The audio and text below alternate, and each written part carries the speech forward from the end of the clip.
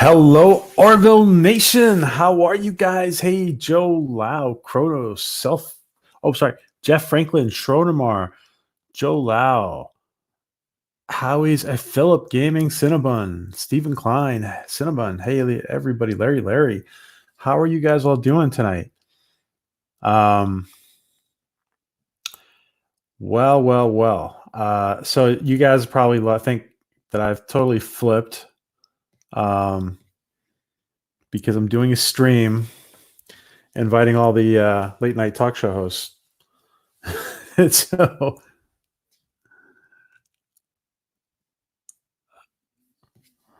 one second, let me just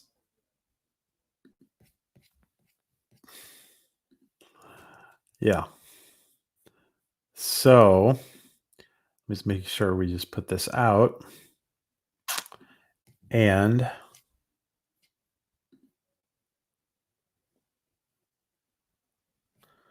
let's see.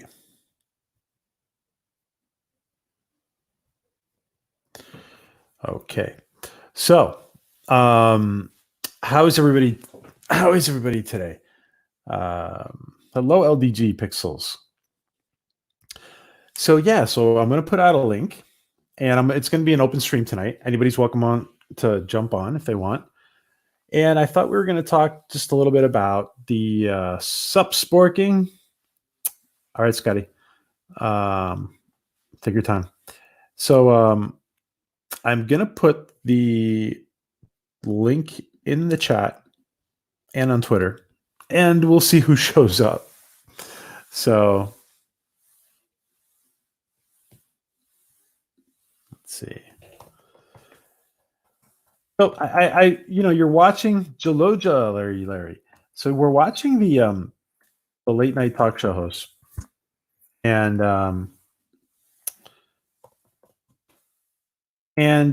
obviously it's not they're not used to it. Like everybody has a learning curve whenever they start streaming and doing stuff. But obviously what they're just doing is they're just recording something and then they're just putting it up. They're uploading it to, I don't think anybody's like live streaming. So they've gotten to this place and I should probably join panel. They've gotten to this place in their careers by engaging their audience, right? But now they're just talking to a camera and they're not engaging their audience. And even us here on these streams are engaging the panel and the audience, or the host and the audience are engaging with each other. So like it seems like that's something that they're not figuring out. And we're just going to start talking about this. We can, if it doesn't go anywhere, we'll just start talking about something else. But it's Saturday night, right? It's Saturday night, right? And let me just put this out on Twitter.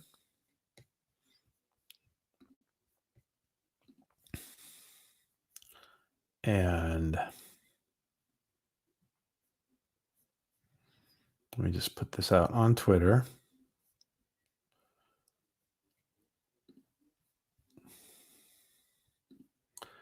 And we have a couple of people joining us too. I think we're gonna have Drew and Sporking join us for a little bit. Anybody else who wants to. And if we get a late night talk show host coming, in here, whoever knows, who knows, you never know. We will welcome them.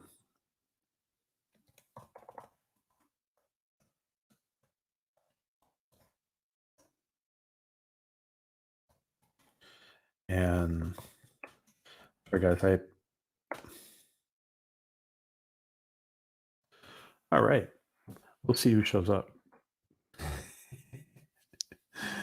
Oh. So I'm putting a link out on Twitter to come join the panel. You can imagine anything can happen. Hello, Mortimus. Hello, Larry. Thank you, Mortimus. Thank you. We have a guest here. We have a guest. We have millions of dollars, yet some cannot get the right equipment to present. Yeah. Well, we get there's a learning curve. Hey, Scotty. Hold on. Hello, Trevor. There you are, buddy. How you doing? How are you, my friend? Thanks for joining us for a little bit before you guys start the fourth wave. I am having some issues connecting with you. Hold on. Okay. I know, Jeff. Maybe a few will. They're sitting there bored in their houses, and maybe their social media staff will tell them, "Hey, why don't you go join the stream?" I've seen crazier things happen. All right. Sorry about that, buddy. Hey, no. Hey, what's up, Scotty? And we already got Sporking. We got Sporking. I mean, let alone Conan and Colbert and yeah. Who are those guys? Who are those guys? Exactly. Can I say one thing to them? Please. Can they get as long as it's polite? I'll be polite. No, because I'm not going to attack them. But can they get a microphone? Really? Like, do they sound that bad? A lot of them use the internal mic. I've noticed it doesn't seem like they have, unless they're using a boom mic of some sort. And that could be the case, or they're using a better mic than I have, where it can be a little bit lower. But some of them sounded grainy at the beginning. You would think it would be a little bit more production value, but I don't know if they're going for the I'm home too type thing. I don't know. Yeah, I got to tell you, to be completely honest, if I was them, I would put their personal tech assistant in the pool house in quarantine with them, because they're going to need it. Oh no, I completely agree. And you know what else I would do? I would drop whatever I used to do on my show and try something different. I watched, and I'm not attacking them. I don't agree with a lot of them, but sure, I've always enjoyed that, for the most part, their humor in the past. And I enjoy anybody who tries something at comedy, because I always wanted to be a comedian myself, but I just never had the balls. Really? I didn't know that. I used to want to be a comedian, and then I found substance abuse. So I lost my 20s, and I was like, you know what? I'm too old now. But anyways, what I was thinking was this. A lot of them are still doing, like Seth Meyers does his same skits and his same like reading of the news with the same pauses for like the audience applause and the snickers, but they're not there. So it lost its value. Maybe try something, go rogue, have fun. You're on YouTube, maybe instead of worrying about the old audience that will come back when TV's back on, you can get that new audience by testing new material out. You can get, let me just say real quick to Steven. Steven, he's on our bucket list. So we're going to try that, Steven, one day. Scotty, you said something really important. And I was saying it before you came in, that these guys get to where they are engaging their audience. But if, like you said, if their audience is not there with them, exactly, then you got to do what Gary does, what Sporking does, what Doomcock does, what we do here. We'll let the audiences in the chat. Why don't we engage the chat? I mean, you have somebody like, I'm a fan of, I'll be honest. I don't think maybe a lot of people that follow you are, but I am a fan of Steven Crowder. I think he's hilarious. He's very conservative, but he's hilarious with it. And, the one thing, I mean, he's still doing a production. He keeps his people far enough away. They only got 15 staff members compared to like the hundreds, 100 that maybe the Tonight Show would have. So he could do what he needs to do to try to keep everybody safe. But they engage. They always talk to, they talk to you like they're talking to you.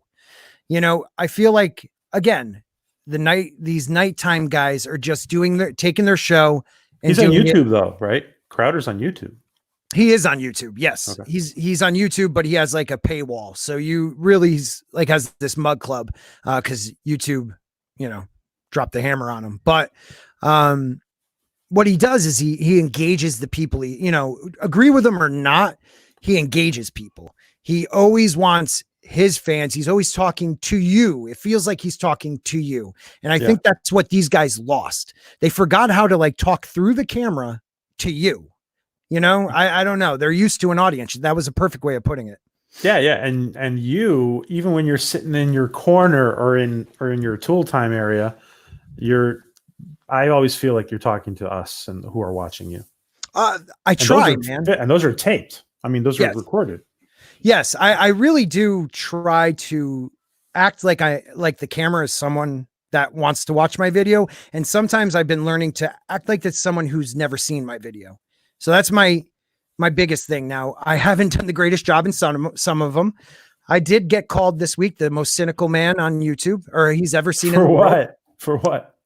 It was my talking about Daniel's C3PO, his book, after talking about oh god, I'm forgetting his name. Who played Frank? Who played R2D2? Oh, okay. Yeah, the beef they had, Baker, I think his name is. Oh, okay. The beef they had and stuff like that. And I just thought it was, he kept his mouth shut all these years while Baker was still alive, and Baker was very vocal about it. And when he passed away, now you put a book out talking about it. I thought that was kind of cheesy, and I thought it was cowardice, actually. And this guy, I don't know if he's watched more of my videos, but he said I'm the most cynical man in the world. Like, I am shocked. Does he watch anybody I follow? Because who said that though? Just a guy on YouTube. Let's just say that. Oh, a guy on okay. YouTube. I'll just put it that way. You think it was him? No. What I'm trying to say is this. Okay. Somebody out there just for, is not, I didn't connect to them in the way I thought I would, but I connected with them. I think that's what I'm trying to say. Like, I watch Seth Meyers and I don't want to write anything. I watch Conan. I don't want to write anything. You know what I mean? Like, at least give me something that makes me like again, Crowder. If you hate Crowder, well, you're going to most likely go at him, but you're engaging it. I think that's the problem. They lost engagement. Because people engage you all the time. You are becoming like I call the Bob Hope or the Johnny Carson of this type of fandom. You know? Well, that's too kind, I think. Well, but thank you. No, you give your guests ample time to take the spotlight. You ask very good questions. You have great, guests on. I mean, look, I'm on, I know, right? You do really well, and we didn't even bring in a panel for Scotty. We just wanted Scotty by himself. Yeah. One-on-one, and luckily my show's starting late tonight, so I can stay on a little longer. And guys, anybody in the chat, everybody who's in here who has not subbed to Sporking News Podcast, Sporking is going to be one of those channels.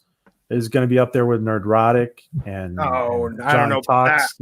Yes, you are, my friend. Well, yes, I appreciate that, and I feel like we came into this together. I really do. We did actually, kind of. I mean, I'd start a little bit earlier, but pretty much, yeah. Yeah, I feel like we've been growing. You've been growing fantastic. You have great content. You are the level. Let's put it this way: you're like the Dean Martin, and I'm like the Jerry Lewis of our fandoms. You are very level-headed. You say the right things. I say the wrong things. And well, I need you sometimes for that. Well, I'm not scared to. I try to show you respect and not say the crazy things I might say on my own channel. Because again, that's what you do. You go on somebody else's channel. You show those people the respect. I think that's the problem. Like, now I am Fandom Menace, which I don't even know what that means. I understood what they felt when they talked about it. And I said, you know what, that's a hashtag I can follow. It's not like I follow any one person. But you can work with anyone. And I feel like that's the one thing I think we get a bad rap on. I could talk to anybody. And I'm willing to have a discussion with anybody and have fun with anybody if they're willing to have fun back. Thanks, Jeff. Yeah. Sorry. No, I'm listening to you. I was just saying thanks to Jeff Franklin for that comment. No, so this is what you got to think. I think like last night, you had a great panel on. That was great. You missed the beginning though. It got heated in the beginning. Did it? It did. I actually toned it down a little because I didn't want, even though I thought it was really good, what they were like, it was that debate was really passionate on both sides. Right. I didn't want them to take either of them to take it personally with the other. So and that's a huge thing. I think one thing about this fandom, which I personally don't do, I really don't. You could say anything about me and me as a person. You could feel any way you do because you don't know me. You know what I put out there, and I can understand why you might judge me a certain way. But show respect. That's all. And if you don't, that's fine too against me. But like someone like you, I couldn't imagine people coming after you. Well, and I mean, I guess what I guess is I try not to be critical of anybody almost, and maybe that's what you're talking about. Yeah, the Johnny Carson. You're Johnny Carson. No, you're understanding. You allow that person to guide the conversation. I really think we got to push that more. So, what we do? Hashtag Orville Carson or nah, something like that. No. All right. Hey, but you know what, Scotty? You know what we should do, Scotty? We should have like once a month. We should just you and me should do something once a month. I could do once a month. Think about it. I could definitely do once a month. Definitely. Okay. Depending on the time, like, right. This is a little early, but like if we did it, we'll talk behind stage, but yes, I would be down for once a month, maybe 1 month on your channel, 1 month on mine. Yeah. And we'll just give it come up with a good name. Yeah. And we'll go for it. And we'll talk about the month prior. Yeah. Because the way life goes right now, every day is crazy. Every day is news, So, yeah. So what have you been talking about on your channel? Well, I mean, we've been talking a lot. Last couple of times we've been talking about Orville. Mm-hmm. And hello, Dark Knight of Thrones. Hello, Kronos. Here's Orville. I like that. And that last one was good too. It was heated, but that's fandom. Yeah, and those guys are like polar opposites, man. So I thought that it would be interesting to put them in the same room. And I guess it was. And I enjoy, like, look, is it Canuck Canadian, something like that? Rambling Canuck and Loki, yeah. Okay, so Rambling. I don't agree with anything he said last night, but I can understand where he was coming from. See, that's one thing about me. I'll never judge you on what you like. Cause I like corny ass stuff. My wife sometimes thinks I'm a 16-year-old girl. She's like, cause I love anything vampire except for the sparkly ones, so if it's a cheesy vampire thing, I'm watching it unless they sparkle. Oh, I love Buffy. Love Buffy. Love it. I even liked, for like maybe like a season or two that, like I liked the originals. I thought that was great. Well, maybe not great, but the first, was interesting. I like just badass evil vampires. But like True Blood, I used to love that until like the last 2 seasons. Oh, but like I'm open about it. I'll tell you whatever corny thing I love. I'm not gonna lie. Like I feel like sometimes people are scared because they think people are gonna judge them. I can care less. And here's George. Greetings. What up, George? What's happening? What's up? Yes, vampires do sparkle when they die, not in the sun. They die. Oh God, that really aggravates me. Anyways, George, where have you? You've been drawing today? I have. I've been rendering. My computer has been clogged up. I finally freed up some memory. And I saw an invitation so I can practice my chops. So what are we chopping about? A couple things, I guess. Someone was asking what I thought about Picard.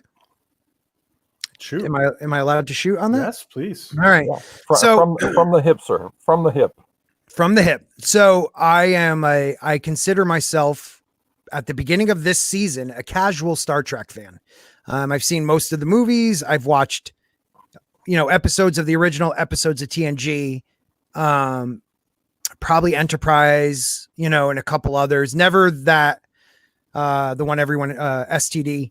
What horrible anagram that is. But Picard, I started watching it, and after maybe the 3rd episode, I was I was upset with it. First off, they took me out of the season when in the first episode, Daj and her boyfriend, right? It's Daj was the first one, and her boyfriend were saying, dude, and they were talking like it was the 20th century. And that makes no sense to me. Also, do they want to capture them? Do they want to destroy them? Do they want to capture them? Do they want, like it made no sense. But Scotty, one quick question. When the boyfriend gets stabbed, right? Wouldn't you call the 24th century 911 because a stab wound, no matter where it was, is probably treatable? Yes. Well, that's another thing. I mean, a lot of the injuries, like people could have been saved.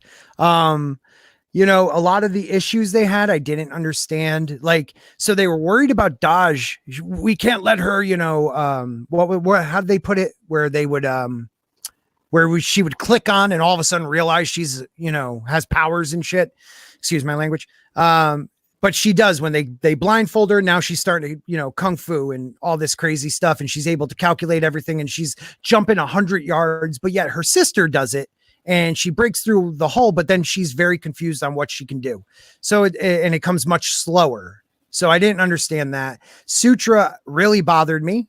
I loved Sutra right off the rip, but when she tells them, that it was Emo Romulan that killed one of their sisters, when she turns around and everyone's at her back after she gives a speech and they all decide to call the super, technology race, she has like a smirk.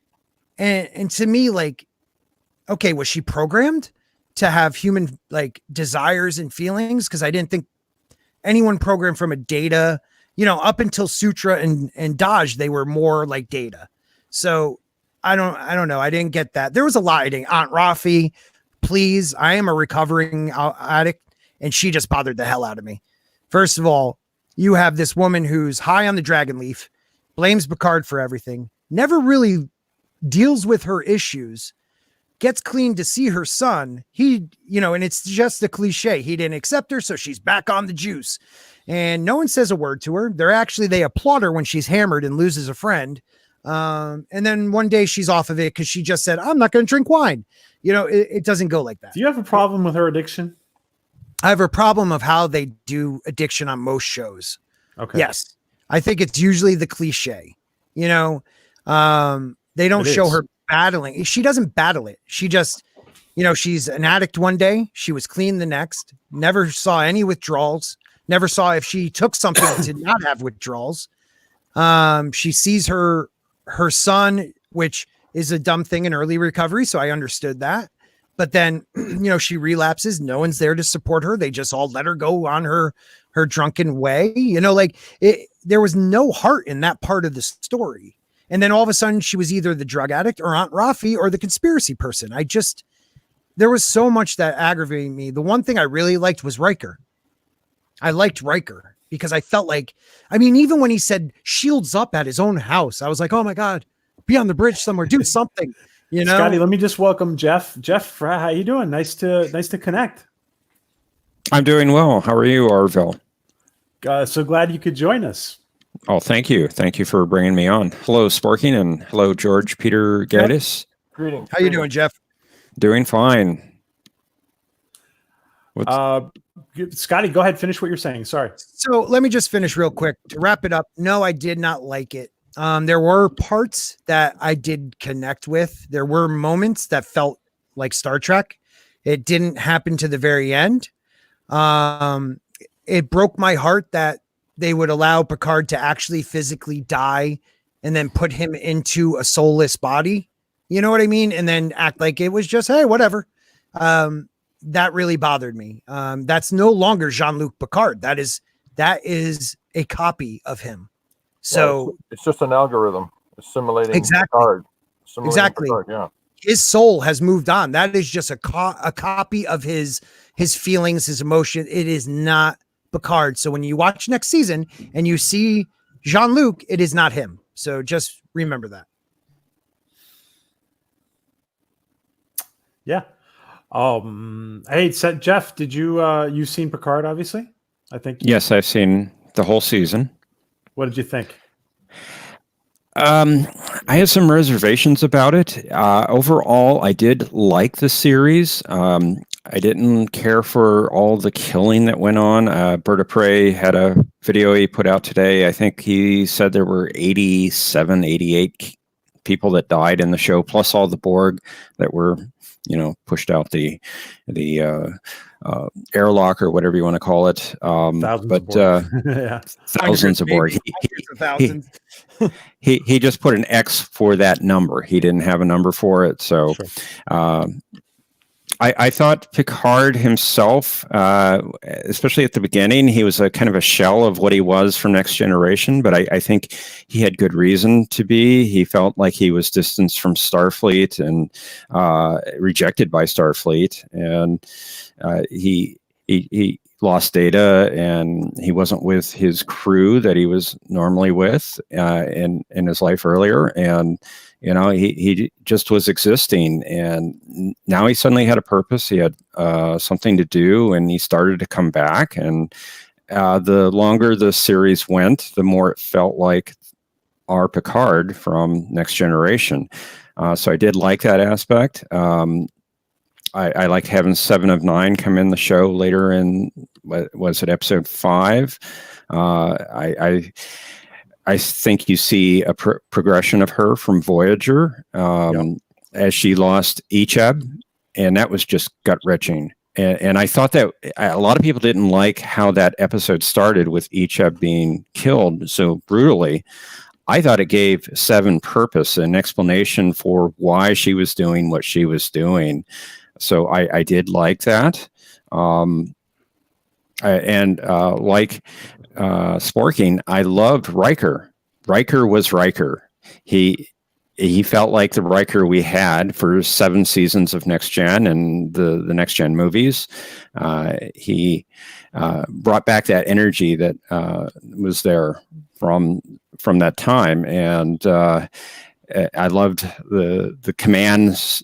Feeling that he gave, he said shields up, red alert at his house. And when he showed up in episode 10, leading the fleet in, he felt like Riker, and that was just great. And a lot of people didn't like Marina Sirtis in this. They didn't think she felt like Troy, but she felt more like a counselor in this than she did ever on Next Generation. She felt like she knew what she was doing more than she did on the show. Jeff, let me just welcome LDG and Joe Lau.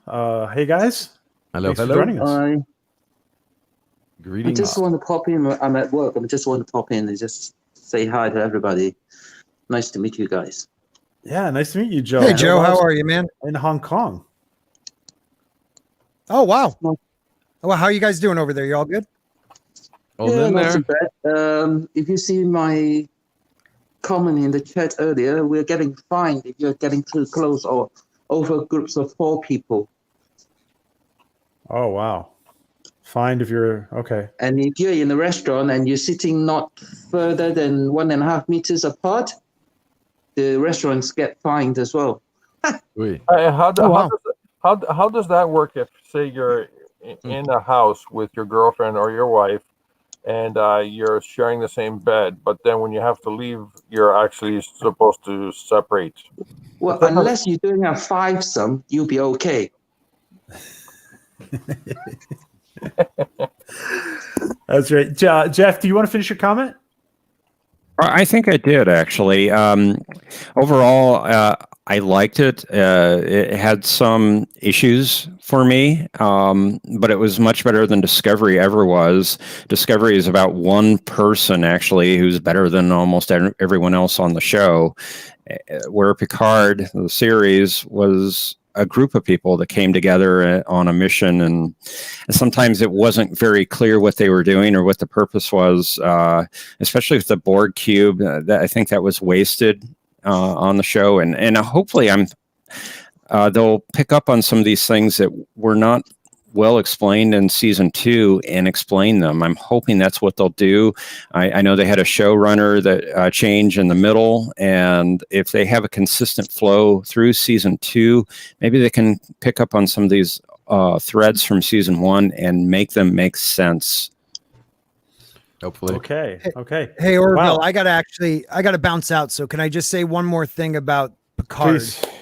The one thing that bothered me most about it was the 24th century sucks.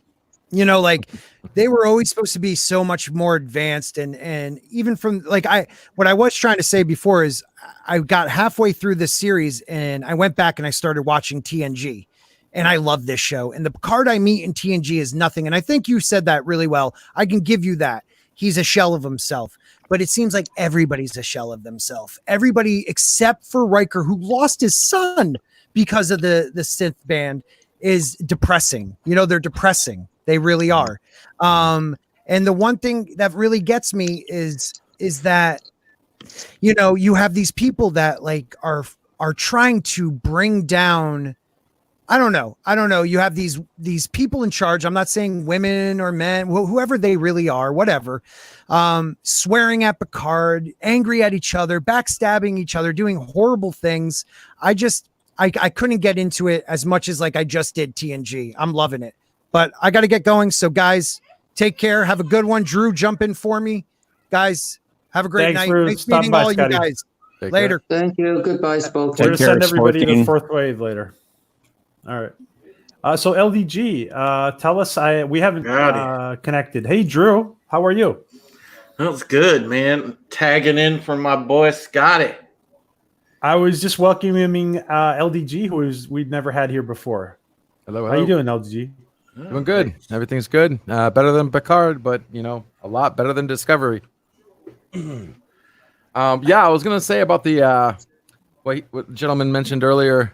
I mean, they really could made, if they were gonna do this dystopian future in Picard, they really could have milked it if they would have added Q to the whole factor, you know, and the trial, and you know, just coming back and saying, hey, you know, you thought you guys were civilized, and look at you now, and just made a whole plot out of that. Would have been nice.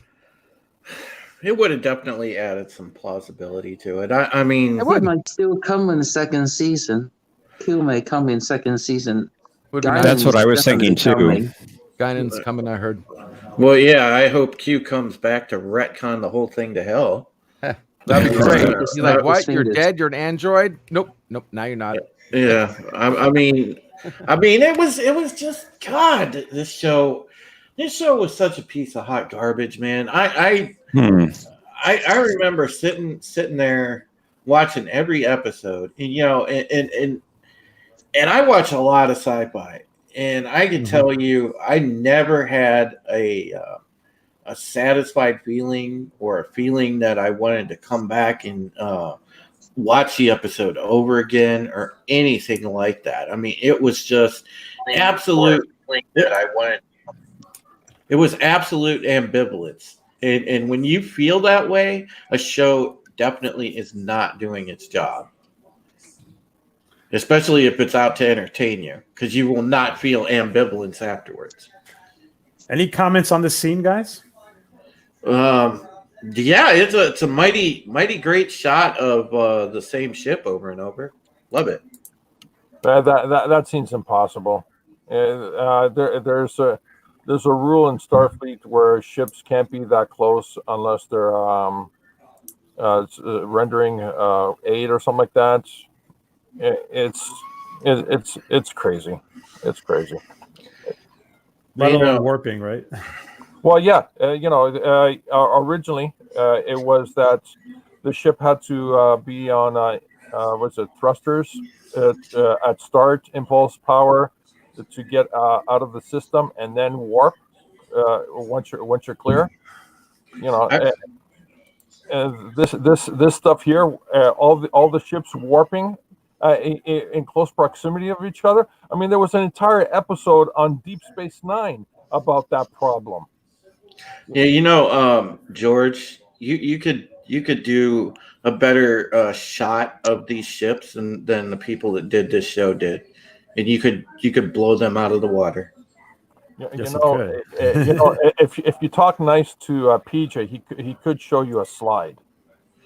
George, I just know, man. You could sit there with the freaking animation program and make it look better. Thanks. You're so kind. Say more. But see, this is my point. Again, this is shortcut special effects too. You take a guy, and I've made this point. I don't know how many times, because we're in the process of reviewing Battlestar Galactica, who, by the way, it had Gary Hutzel, the guy that did the special effects for Star Trek Deep Space Nine. Now, you take somebody like Gary Hutzel, he would have done this shot where there were distinct, different, every single Federation ship would have been different. They would have had service numbers. They would have looked well, and it would have looked like Star Trek. Oh yeah, they didn't even. You're absolutely right. They didn't even have their service numbers on the hull. I mean, come on. Yeah, this shot looks like absolute garbage. And the ship that's in the foreground, a little bit off to the right there, that the windows even look terrible on that. It looks like a 23rd century ship. It doesn't even look modern at all. So these ships don't even look like Starfleet.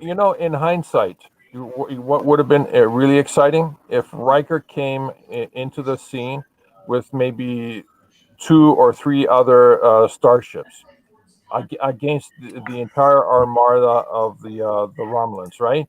That would have been exciting. That would have been an intense standoff right there. And he should have been on the bridge of the Titan or the Enterprise E. Mm-hmm. Guys, let me ask Joe in case we lose him, because Joe, any opinions on this? Yeah. Well, in the beginning, I didn't like Picard up until episode 7 at least. But then after I watched episode 10, I began to like it backwards. It's somehow I find the writers are trying to do too much clever writing into this whole story, and it makes it bad. And it's what I find good for Ep 10 is it shows me that it gives me a conclusion on Data, and it's kind of like tells you how Picard is going to be like in Data's shoes for a bit, because he turns into a Sims. But they needed him to turn into a Sim so he get his kind of like his strength back to be a normal person. They did the weak Picard for like 9 episodes on purpose. To me, they did it on purpose, just to try and to tie it in to the last episode and bring the whole thing back together. And people don't like that. It dragged the writing, the stories got drags on for so long, and then it just gives you one little thing with Data, and then it did bring it back for me. But if you do need to nitpick, it is a story full of holes and unexplainable whatever way that they do it. But maybe that's just the way they are.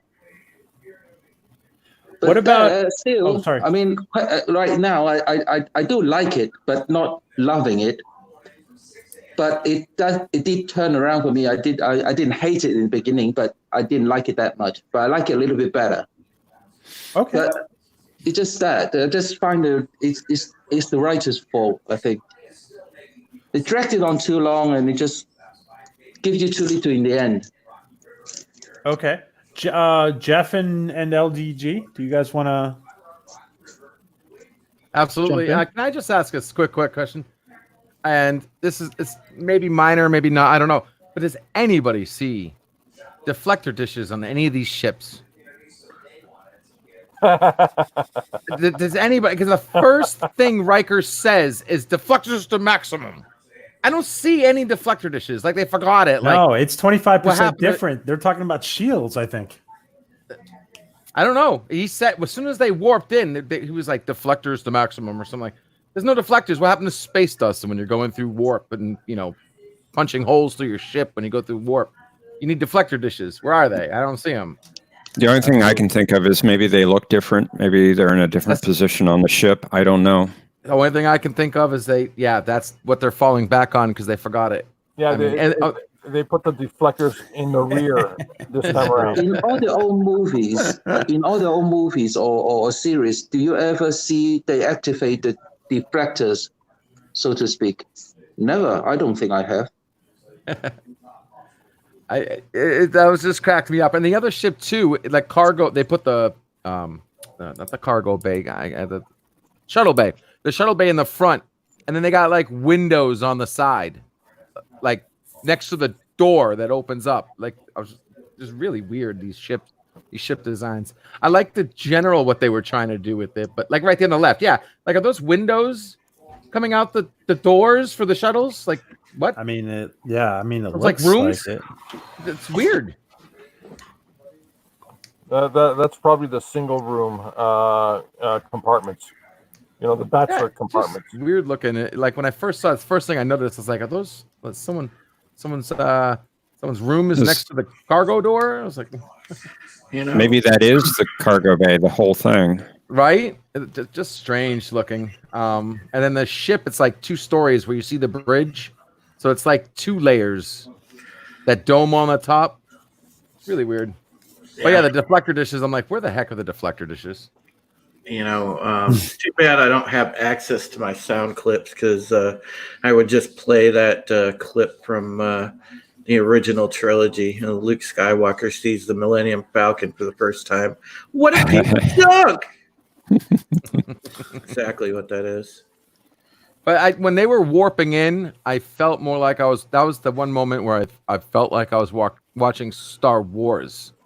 The way they were warping all together nice and close. I was like, wait, am I watching Star Trek? Star Trek what? And what about the fact that there's no momentum when they come out of warp? They just there's no momentum. It's just I mean, again, and there's also like I know a lot of people have been touching on the fact over the past few days there's no deflectors on these ships at all.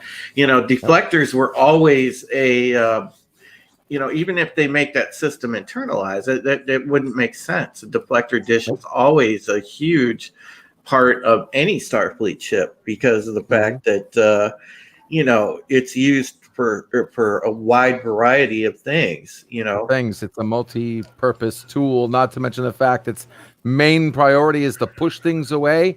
So it's not like you can put a wall in front of it. It has to be stuck out front because that's what it does.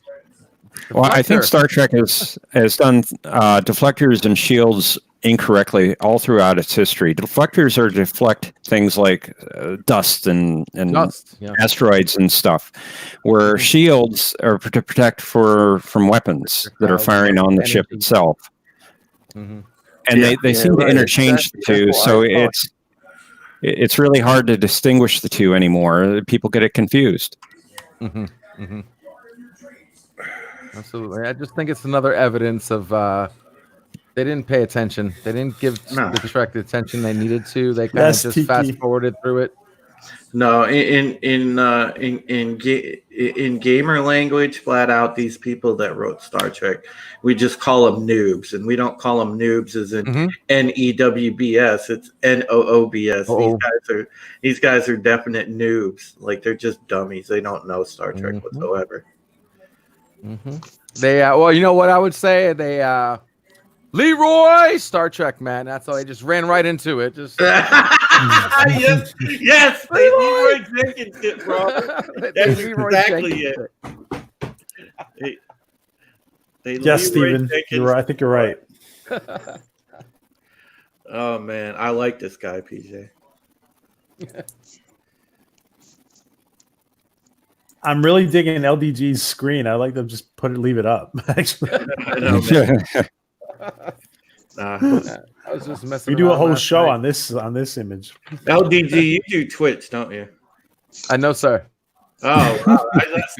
That's something like I kind of expected, because I've seen a lot of people, in my time on Twitch. There's a lot of Twitch streamers that do really cool, elaborate backgrounds like that. Oh yeah. Yeah. No, this is creativity. CBS, hire me. Yeah, there you go. There you go, man. Oh, you know what you should have? Doesn't the CBS logo itself is an eye, isn't it? Or it looks like an eye. Yeah. Yep. Yeah. It should be an eye that got stabbed.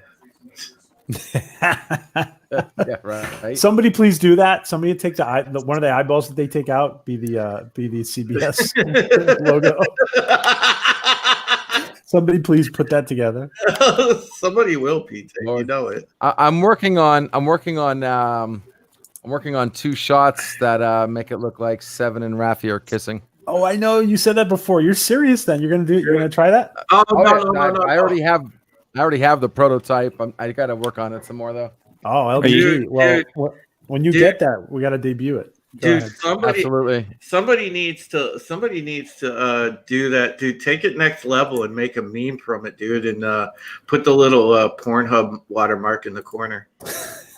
please do that. The last thing we needed is to give Pornhub more traffic right now, man. That's the last thing we need to do. They've already gone up like 300% since this whole thing. But dude, that's begging for that meme. I would love to show you now, but I don't want to. I want to work on it some more, get it really good. And but yeah, I think there's some potential there because I was looking through the shots and I'm like, wait a second, this might work. Cool. This might work. Oh, that might work. Well, I think that means that Bird of Prey will eventually have a new thing to put on his super chats. There we go. Oh man, yeah. Awesome. Joe, so you're at work? Indeed. Yeah. It's a good thing they don't listen to us over here. You're the only one in Hong Kong listening to us, I bet. I've got my little area hiding, so I'm okay right now. Well, But I'm gonna go anyway. You Okay, know, you go whenever you got to go. Joe Lau, Yeah. it's good to finally hear you, man. Yeah, because I always see you in chats and whatnot, and I actually got to talk to you for a minute, so it's cool, brother. Same here, Drew. Same here. Yeah, it's I nice just want to hear say, you. Bird, you cheat in your games. How do you figure I cheat in my games, bro? Where do I cheat? Seriously. Bird did. Bird. Oh, Bird did. Bird Oh, will pray. oh. Sorry, Bird will pray. Oh, you got called out, Bird. Well, I'm gonna go. Let Bird come in or something. Bird of Prey counted the deaths in Picard. He did a video on it, and it Yeah, he ended did. up being 86, which 86. is funny because 86 is the code for we're done, no more, we're canceling. Yeah. I don't know if that was another hint there or something to us, a little hidden middle finger like what they did with Egypt. Yeah, it was 86 plus X for the Borg. Mm-hmm. Oh. Mm-hmm. Yep. Oh yeah. Joe, do you want to just tell us before? Oh, did you leave already? Oh. He left. Okay. Yeah, he dipped. Yeah, Bird, come in if you want. Oh, somebody told you missed two super chats? Oh, we missed 2 deaths. Oh, okay. Oh, okay. Well, I think unless they're missing the stun ones that you were talking about, it all depends if they were dead or not. Well, here he is. We can.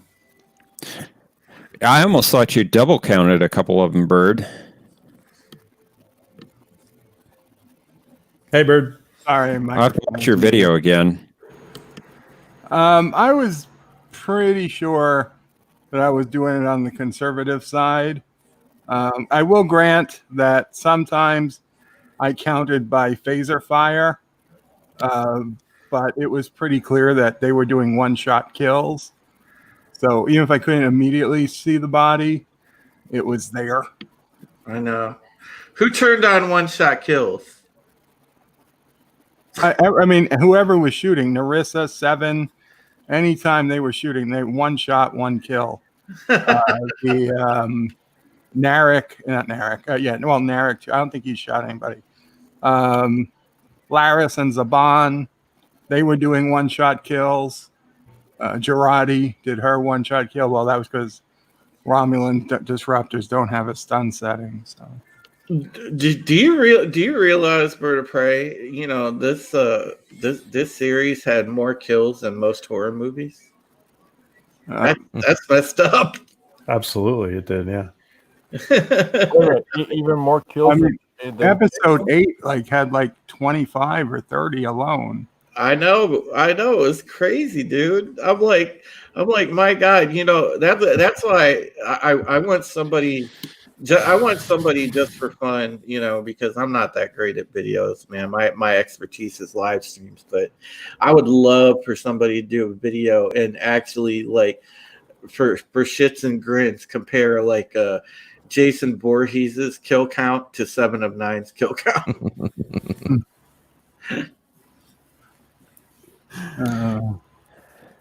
Stephen Klein in the chat says, when do we find out what happened with 7 of 9 and Chakoty? I'm hoping that's something that they'll address at some point, especially if they do bring 7 of 9 back for season 2. He's dead, I bet. The whole holding hands at the end. It's like he's gone or something happened, right? I think she just realized she prefers women. Or Chakoty. Or both. Or Chakoty, he didn't spend enough money on her, and she said, well, it was strange because when 7 of 9 died, he killed himself. Right? In Voyager? Or he went crazy or something like that when they broke up and he couldn't take it. Yeah, but he didn't kill himself.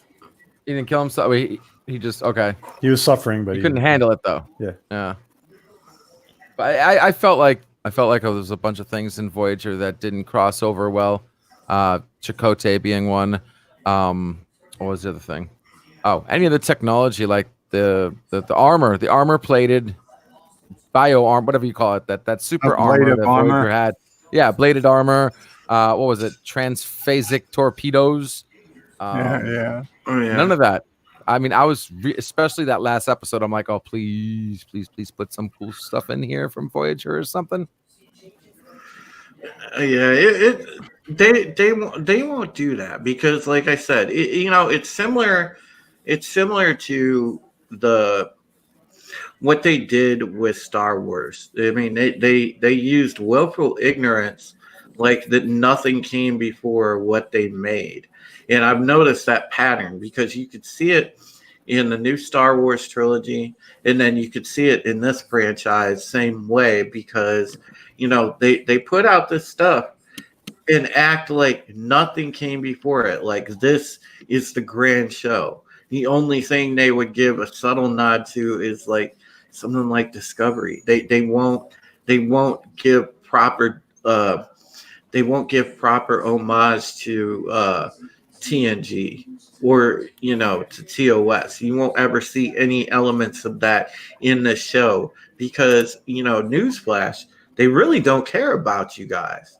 That's the thing. They do not care about Star Trek fans. They care about Oh my God, guys! I have to stop you for a sec. I am going to jump out and I'm going to bring somebody into the chat. Okay. All right.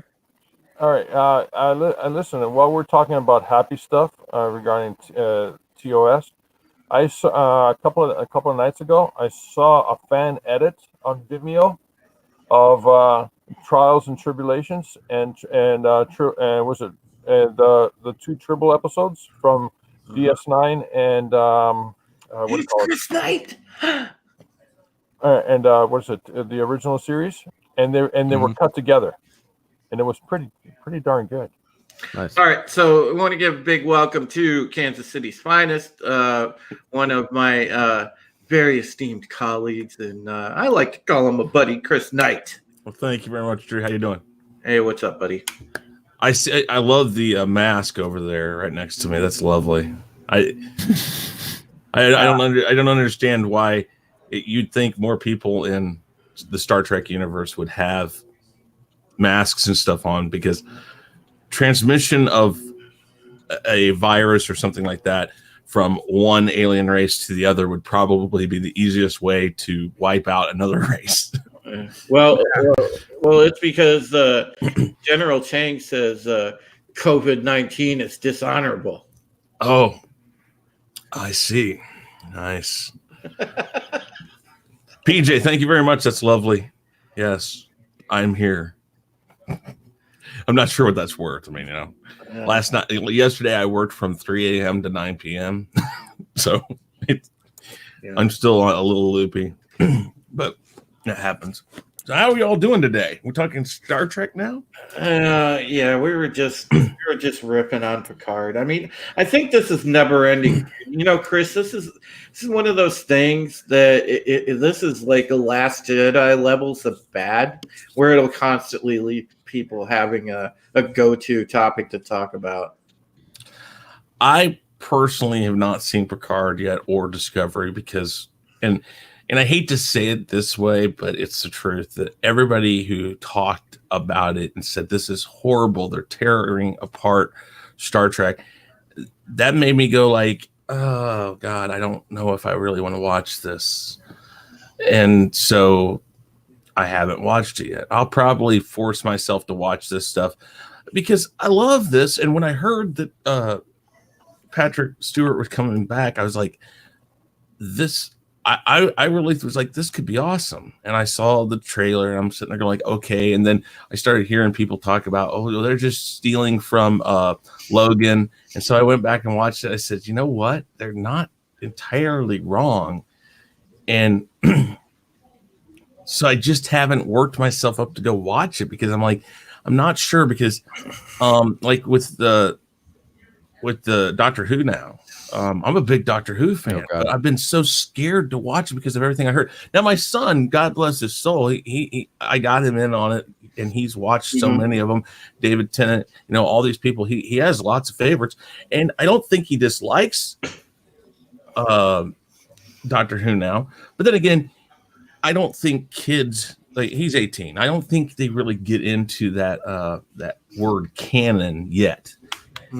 As the older they get, they go back and they'll, you know, we all binge watch these things. Like I mean, I have every episode that is physically out there of Doctor Who. Like, you know, the BBC had to fire. They lost a bunch of the old episodes for years.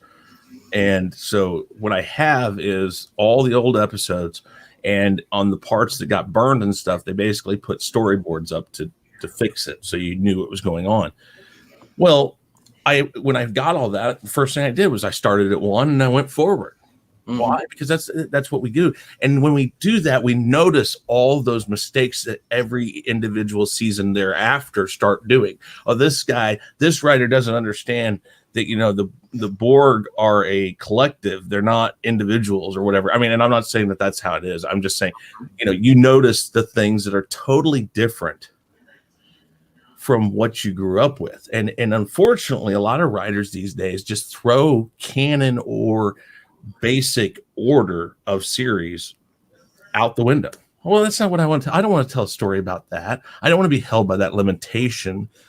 It's not a limitation. You're dealing with something that's the fabric of what you're working with. It's like if you take gravity away from Earth. Well, it's like, yeah, you know, you take gravity away from Earth, what happens? Well, we're all going to fly to space and we're going to die. So as a writer, if you're writing about Earth, well, one of the first things you just automatically leave alone is there's gravity. Well, you know, Chris, the thing is it's like I was just saying, they throw out any sort of, it's almost like you know, there was that line in this show of the old lady admiral, you know, Miss Sheer Epping Hubris, and it's ironic because that's exactly what the writers have. There's no Exactly. they don't give the audience any connection to what they know. I mean, sure, you get the member berries, you get the shots, like you get the brief shot of the Enterprise D, or you get something like that, but there's no use of it in the story. There's no physical tie-ins in the story to weave it together with established, you know, Trek stories, or you know, even any attempt to make this like work in the larger picture of Star Trek. And that's the problem, because, you know, fans catch on to that. They're not stupid, and especially not Star Trek fans, because the thing that was always the pride of Star Trek fans and why we enjoyed the show so much was that it spoke to us on that extra level of intellectual oomph compared to watching something like Star Wars, which is a space opera, and it speaks to you too, but not in the same way that Star Trek does. Star Trek, Star 90s track, right? Exactly. TOS never made us feel stupid. No, Discovery, I think they're trying to think I'm stupid. Mm-hmm. Yeah, and exactly. Art to a point too. Mm-hmm. Is it dumbed down? Is that what it is? Yes, it is. Yes, it is. Listen, I want to throw this out there. Doctor Who. Talking about Doctor Who just for a moment. I put a link in the private chat. Somehow, let's get this link into the main chat out there. Archive.org has all the classic Doctor Who episodes available. We can set up like a live viewing of hundreds and thousands of people picking an episode and just watching and talking about it. Mm-hmm. Or you can actually just, because on archive.org they curate what's in the public domain. In the BBC, everything they do is in the public domain because they are a state broadcaster, and that's which means you can if you have the space on your hard drive, or if you have a extended hard drive plugged in, you can download all those episodes and enjoy them at your leisure. And that's how I did that. I think is exactly. I mean, it wasn't from there, but it was from a public domain site. And I think, like I said, there's some stuff in the first, second, and third season, or I think first and second maybe, that some of it was burned, but they've gone back and they've added storyboarding, and I think they still have audio from it that they do that, if I remember right. You're correct, and they're animating as many of the episodes as they can. Yeah, and that's what they started, and that was the original. When I first got a hold of it, the BBC had already said, we've got a project in place where we're going to animate this so it's more like the film. And that's a really good thing to show though here. With Star Trek, it was, I don't even say that you felt smart watching it because you understood it. It wasn't just that. It's like some of the old go ahead. It was inspirational. Yeah. It just, you watched it and you felt like you were watching something that meant something. There was real meaning behind the episodes. I mean, even if they were kind of zany and stuff, there was always a meaning behind it. Sticking to the prime directive, things like that. It was, we're going to try to do what we can, but we're not supposed to do this except for this. We're supposed to observe. We're not supposed to. And so it was humanity too. It was really about the human condition of caring. Yeah, that's a good point, because I feel like in this show, and this is another thing that everybody could notice as you're watching like Discovery and Picard. Where exactly is the prime directive here? I've heard that question. Like, where are they actually trying to even live up to the prime directive or anything like that? There's no mention of it. There's no adherence to it. There's no nothing. I mean, I don't think it would apply because they're not acting as part of Starfleet. Yeah. Even then, though, if you're dealing with people who have been Starfleet, you don't have. Okay, it's like once you're in the military. When you leave the military, it doesn't mean that you just leave the principles behind. They stick with you. Yeah. And so, I mean, fine, you want to throw the prime directive out at times because you can now. You're not strictly held by it. Okay, maybe, but you're still going to be thinking. But were there any pre-warp civilizations in Picard? I don't think it would apply. For all the problems I have with Picard, the prime directive wasn't one. Well, and you see, I'm not sure, a lot of things these days. Identity politics comes into play. I don't know if that is in this or not. I've heard in Discovery. Yeah, I've heard in Discovery it is. You see, it's kind of like back in the day with the X-Men comic books. They didn't write X-Men to they didn't write X-Men to certain people. They didn't write it, this is your character, it's like you. This is your character, this character's like you. It was the other way around. You as a reader found the character you most identified with. And that was all comics back in the day. And now what you see is you got people writing TV shows, they're writing comic books, they're writing all this stuff with characters that they believe identify, that people will identify with because they fit identities. Well, that's not right. You don't write a character to somebody because then you're telling somebody who they are. The idea of identifying with a character, you by yourself identifying with said character, is that you find the things within that character that you see in yourself. You may not look like a person who's strong on the outside, but if you feel strong on the inside, you might pick somebody like Worf, who is, you know, a security director and somebody that was strong and fought. But remember, even Worf himself was not considered strong among his own people. He was considered his whole family was considered kind of a joke after the defense of Kirk and Spock. That was how that all happened. and so when you find something in a character that you believe you can identify with, it's more important than when somebody writes the character to identify with you or a group that you're lumped in with. And I think that's the biggest problem with a lot of comic books, a lot of TVs, a lot of TV shows, a lot of movies. And if they're doing that, then again, they're going straight away from what Star Trek was. The reason why Roddenberry put the people he put in there wasn't strictly for the fact that they were diverse, but it was how they worked together. It was a way to show, listen, we have an African-American woman who's strong. She's sure of herself. She can get things done. You had a Russian working with people who were what sounded more English, things that you didn't see back in the 60s. This was stuff that was like, oh my God, look, all these people are harmoniously working together. And you had a guy with pointy ears who is smart, but when you dive into his story, you find out, oh my God, he's half human. So he's totally what he wants to be is this non-emotional Vulcan, but surely the point of being part human and wanting it to be that way was against the Vulcan nature. I mean, so he was in and of itself, Chris, before I forget, can you and I'm glad you and Bird could join us.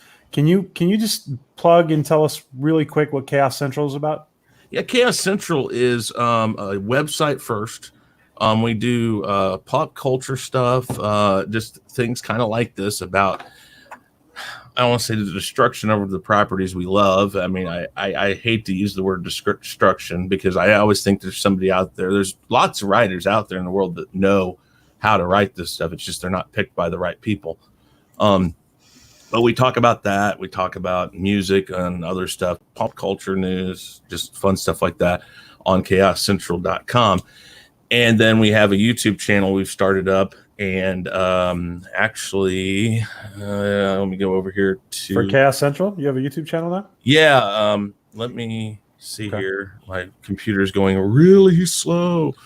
Let me get on the stream. Let me get over on YouTube here.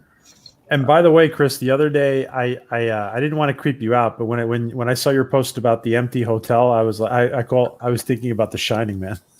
Oh no, it was interesting. Yeah, it's getting really interesting over there. Really? I have to go through every hotel room, run every faucet, shower head, and flush every toilet. And so when you're in there, you're by yourself, and it's like, okay, this is interesting. Let me see here if I have the right thing up. No, hold on. I will go fetch that real quick. Yeah, if you can put it in the private chat, it'd be great. Yeah, I sure will. All right. And Bird has added a mask to his to Christopher Plummer. Mm-hmm. Sorry, the dog's barking right now. All right, PJ. Here, I'm going to throw this in the private chat. It's that's the Chaos Central YouTube channel. We've only got 16 subscribers right now. We're trying to get up to 100 so we can get a vanity title put on there, so we can start streaming from the channel itself. Right now, all the shows we do, that we have 3 different shows for it, and we do them on 3 different channels. Sean Stackhouse and myself, we stream simultaneously both to Chaos Central and to our channel. Okay, but cool. We're gonna get Danny of Comic Chat to be doing that here soon too. So our 3 channels, or 3 shows, are the Chaotic Conversation on Mondays at 9 p.m. Eastern Standard Time, which is basically Danny on Comic Chat picks a topic. Last week it was Reed Richards. I'm trying to remember Black Panther's sister's name.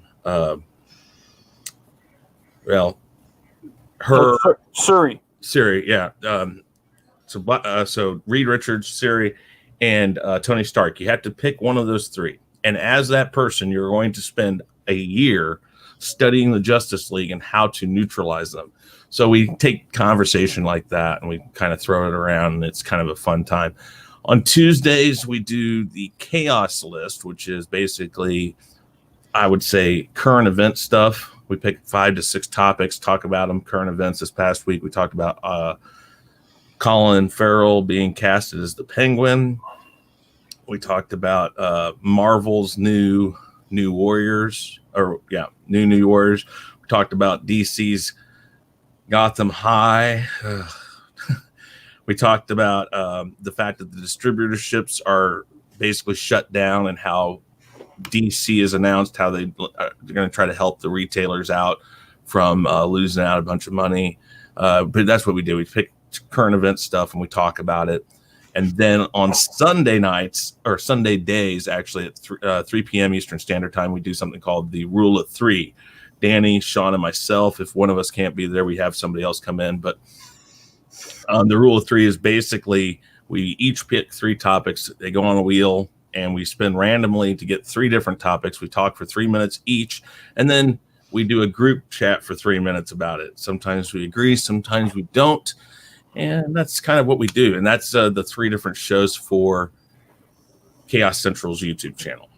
But as you see, we have a bunch of different people. We don't just put videos of our own up there. We have other people that we put up there and stuff like that. So very cool. Okay, well, thanks for telling us about it. Some people don't know about it, so that's great. Yeah, I'd like them to check it out. Everybody sub to the YouTube channel and go check out those site guys. Yeah, I appreciate you having me on, though, PJ. I appreciate it. Yeah, it's been wanting to.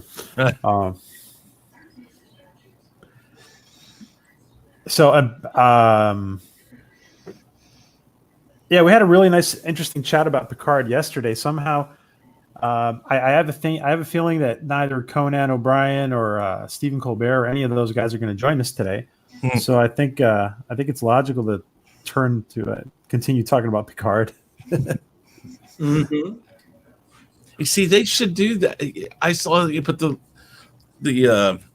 link out to him. I'm like, well, why wouldn't you jump in? I mean, I know, you know what? Don't think you're more famous than you are. The best thing I tell people about meeting famous people is don't treat them as famous people. Treat them as people.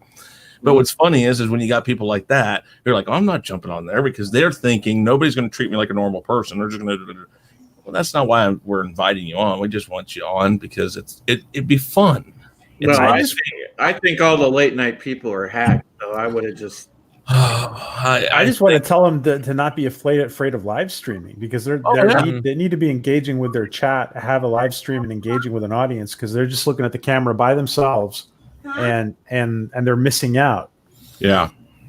I know. I watch things, and I don't watch it, but it's on every once in a while. I don't know if they stopped it yet or not, but I know Live with Kelly and Ryan was doing it where they were both at home. TMZ is doing it. TMZ is really funny, though. If you watch TMZ, and I mean, I'm not saying it's the greatest show in the world. It's rush media. It's paparazzi media. It's just funny because back in the day, you know, when I spent time out in LA and stuff, if you were paparazzi, you were the plague. And now here they have their own TV show. You know, I kind of do think they are the plague, but yeah, no, I'm just saying that's how it was. Thank you, Joe. I appreciate it very, very much.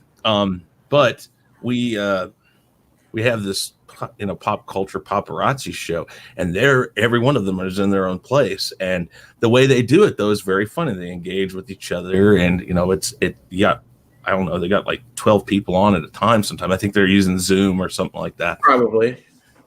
And you know, it's, you know, you watch those shows and you're like, hey, look, it works. Because they're not, it's no different than what we're doing. We're all talking about stuff. And that's the thing. I think maybe that's the thing, Jimmy Kimmel, you know, the ones that have like that the funny guy that's on or whatever, or the band leader. Well, you know, why not have your band on there in a group, you know, and you can still play. And you know, I know it's a little harder. It might take a rehearsal or two to figure out how you guys are going to play. What are you guys going to play? You know, you have like 10 songs. You're like, okay, we're just going to stick to these 10 songs on every stream. You could do that, and you can really try to make it as close to your show as possible. You can write a monologue. You have a moderator that sits there and does, you know, sends you little stuff. Oh, this person said this person said that. And it actually becomes much more interactive.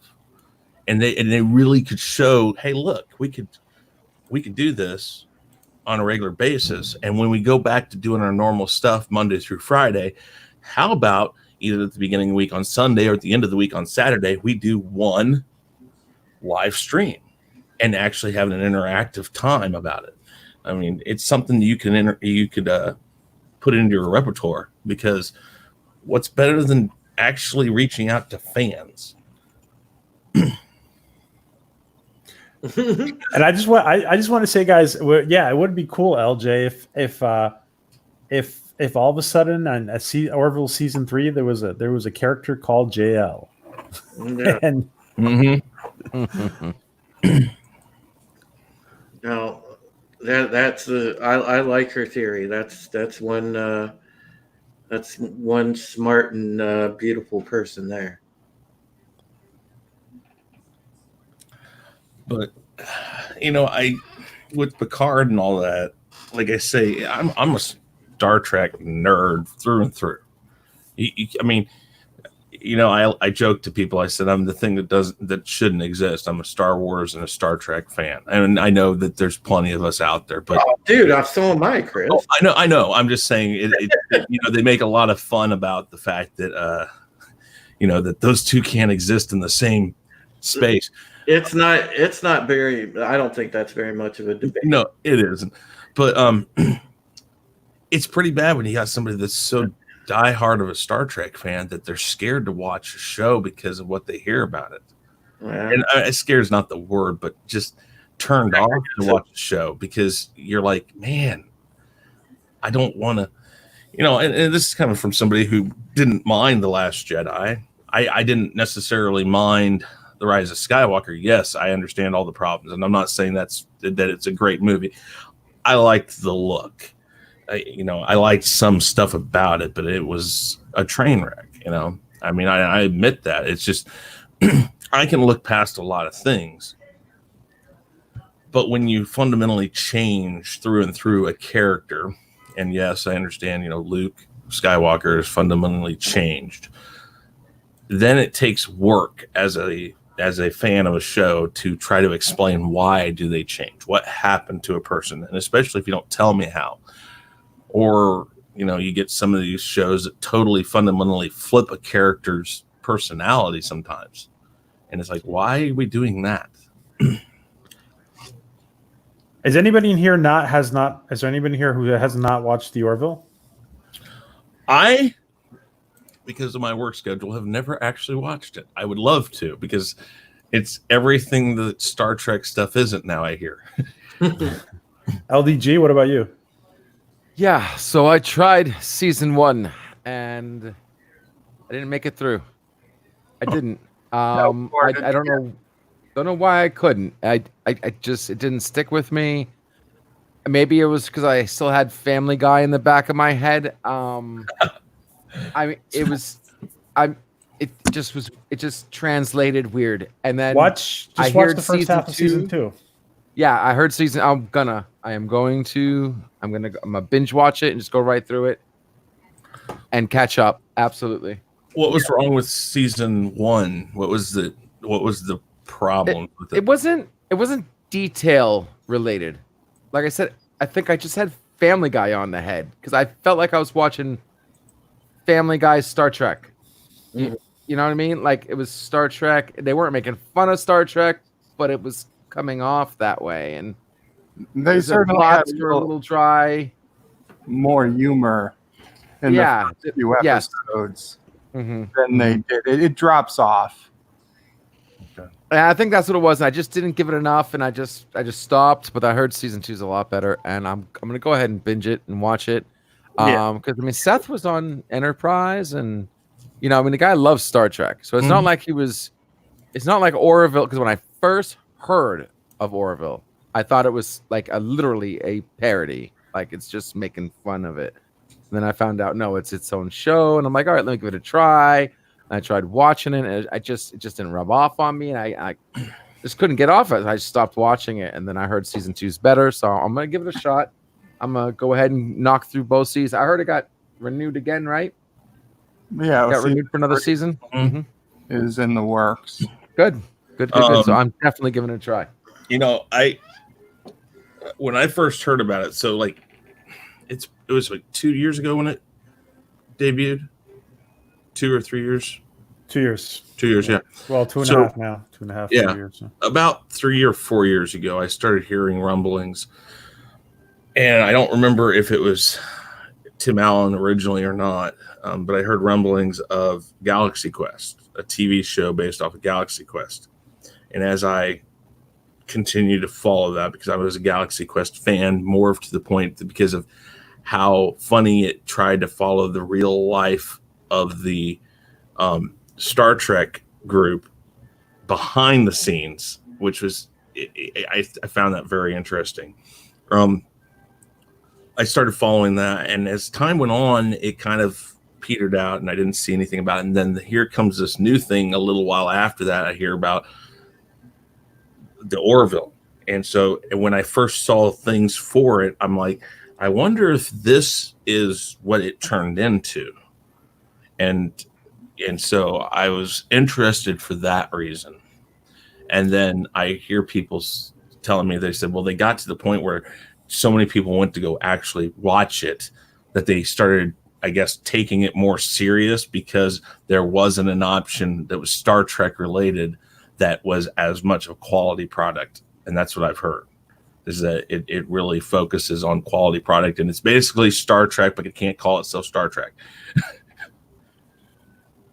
Bird, have you seen the first 2 seasons? Oh yeah, I've seen every episode 5 or 6 times at least. Okay, I watch really? seasons, every few months I watch through a season. By the way, if you want to piss off CBS, you can absolutely call Orville Star Trek, just like you call Pepsi Coke. Enough people do it, and they'll lose their name. You can. I'm just saying they can't, because CBS. No, I hear you. What channel is that on, anyways? It was on Fox. I'm sorry. Fox. Go ahead, Bird. Good. That's right. It had been on Fox for the first 2 years, but season 3 is going to be just on Hulu. Really? Really? Yeah, they're moving it to Hulu. Is it already in the can? It's already like season 3, from what I hear, is like 90% done. Okay, so are they? With the virus, I don't know how long. And I have a question for you guys, actually. For starting with you, Bird, I have a question. If they have to push it back, would you guys rather we get the first half of the season in September, October, like we were supposed to get it, and then another half later on, or would you guys want the whole thing together just at a later date. I personally have been a fan of the split season. I was hoping they'd do split season even when we first heard about it. Because I mean, I know shows that I watch that are split seasons, there's a lot more continuity to them than waiting a whole year more or less. Giving you that. Thanks. I'm sorry, I talked over you. Go ahead. Sorry. I just, if you can do half the show, then wait 6 months and do another half, I think that's a hell of a lot better than waiting a year. Mm-hmm. Small. I'd be more apt for a split season. Well, if it starts in September or October, it's definitely going to be something that a split season will work best, because inevitably now we live in a time where instead of having your winter group of TV shows and your spring summer group of TV shows, like your fall winter and then your spring summer runs like they used to do, now what you have is winter, Christmas, Thanksgiving break, winter, and then you get spring summer. That's basically what they've done now. And you get the breaks for holidays and things like that. A lot of bigger shows now have gone to that split schedule, and I don't dislike it. And like you said, they do seem to focus a lot more continuity to it, because they got to keep people updated, and this is what's happened. They got to stay very true to what they've done already. Last season, if I remember, started on December 30th, and then they went through with just, I think, 2 weeks skipped where they did reruns, but otherwise they did a 13-episode season, more or less back to back. Did they lose anybody going to Hulu? Well, they haven't. This will be the first season that'll be only on Hulu. And does Fox own Hulu? Disney does. Disney does. Well, Disney. So, Disney. But did Disney get all of Disney has, I think, 60% of Hulu. Okay, because as I was understanding, though, the TV stuff and the sports stuff, they didn't get all of it. Well, they got. I'm pretty sure they got Orville. Okay. And I wonder why is Disney throwing everything to streaming now? It's like, God. Well, the official reason was that they had hoped Orville would have been ready for summer release, and that wasn't going to happen. And supposedly the Fox fall schedule was too crowded already, so they didn't have place for it. So they chose to go to Hulu. However, I don't buy it. I think they were put off Fox. Heck. Okay, so the parent organization of Hulu is actually Walt Disney Direct to Consumer and International.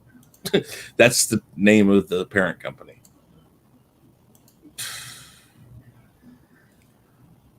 Gentlemen, I have to really quickly play a commercial. Mm-hmm. This is a commercial that was put up it's been designed by George Peter Gatsis. It's for Denali's new comic, The Immortal Mask. So I'm just going to play it real quick, guys. I'm just going to mute you guys 1 sec.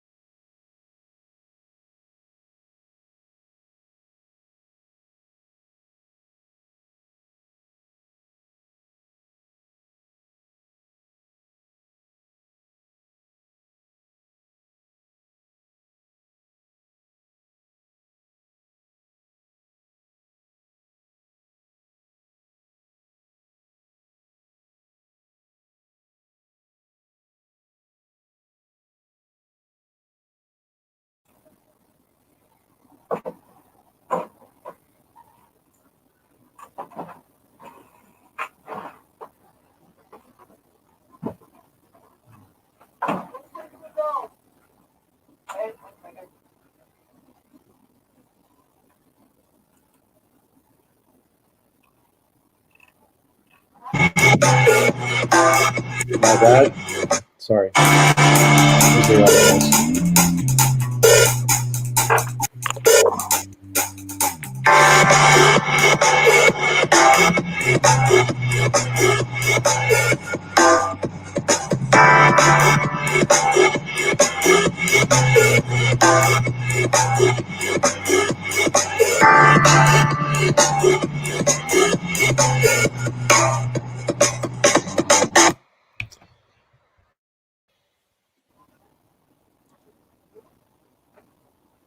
Cool.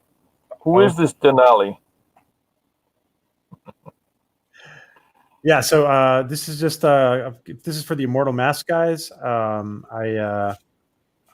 It's a comic that George has been he's been supporting the project, doing their media, their marketing. So that was great. That's a great video, George. Thank you. Thank you very much.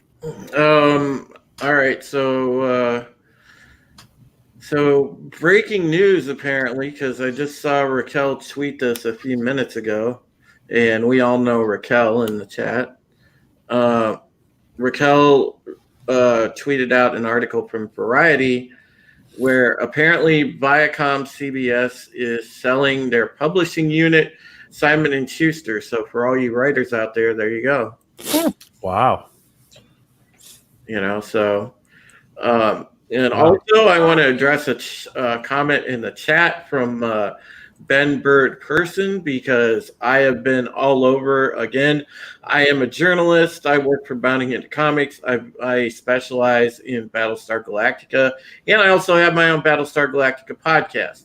I am all over the current news, and I can tell you with Sam Esmail's version of Battlestar Galactica, right now, it's very likely production is suspended.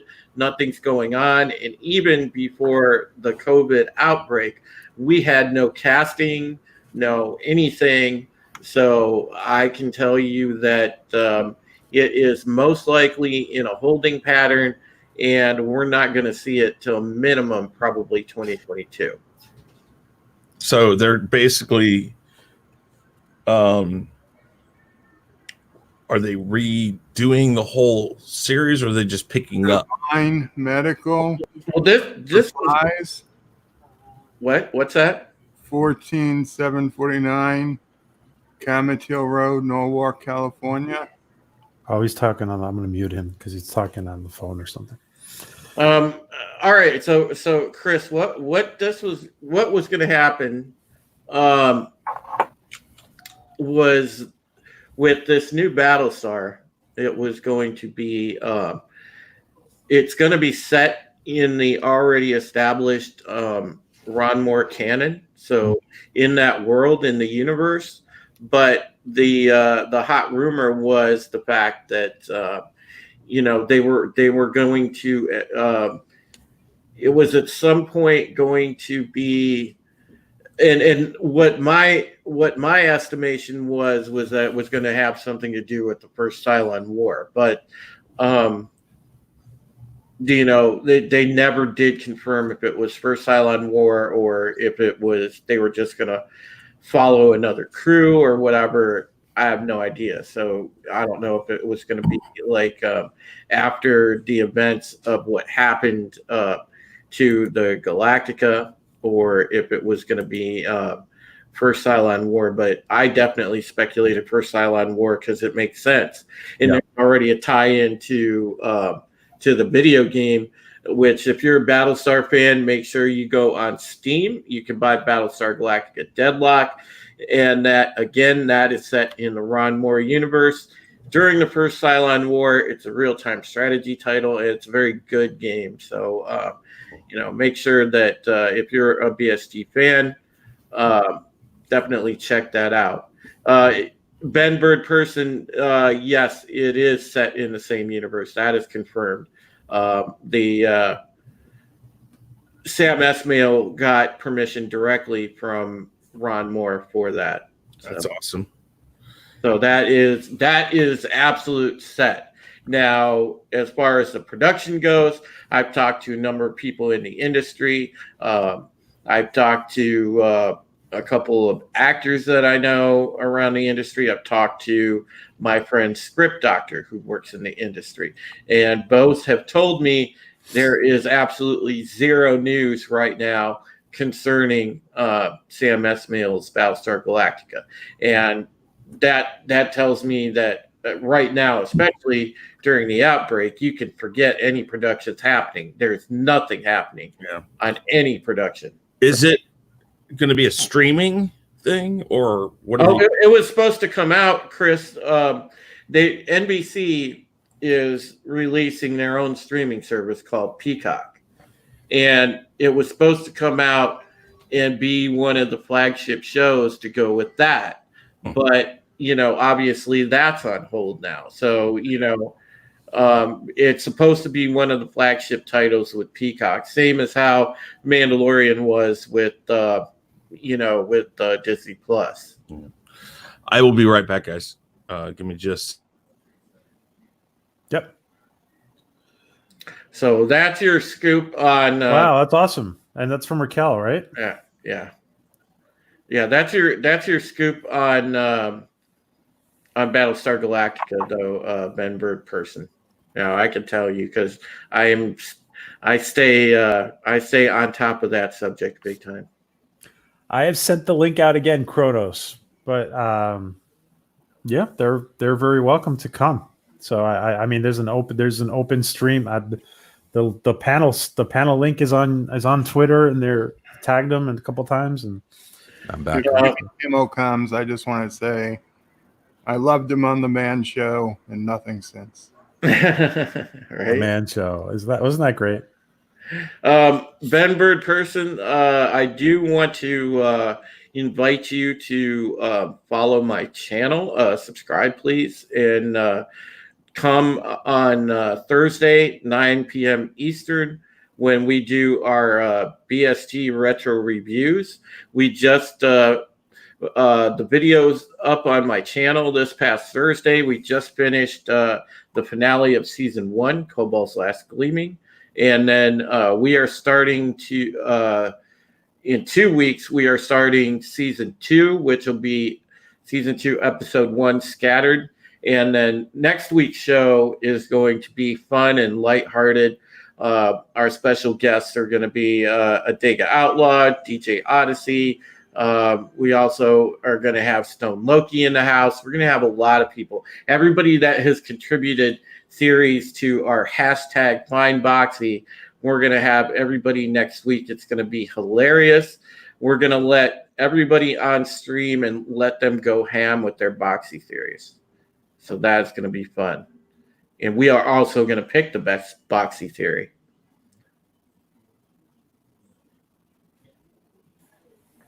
Yeah, so everybody please sub to all these channels that we're, if you haven't, guys. And I'm putting, and we're putting up, obviously.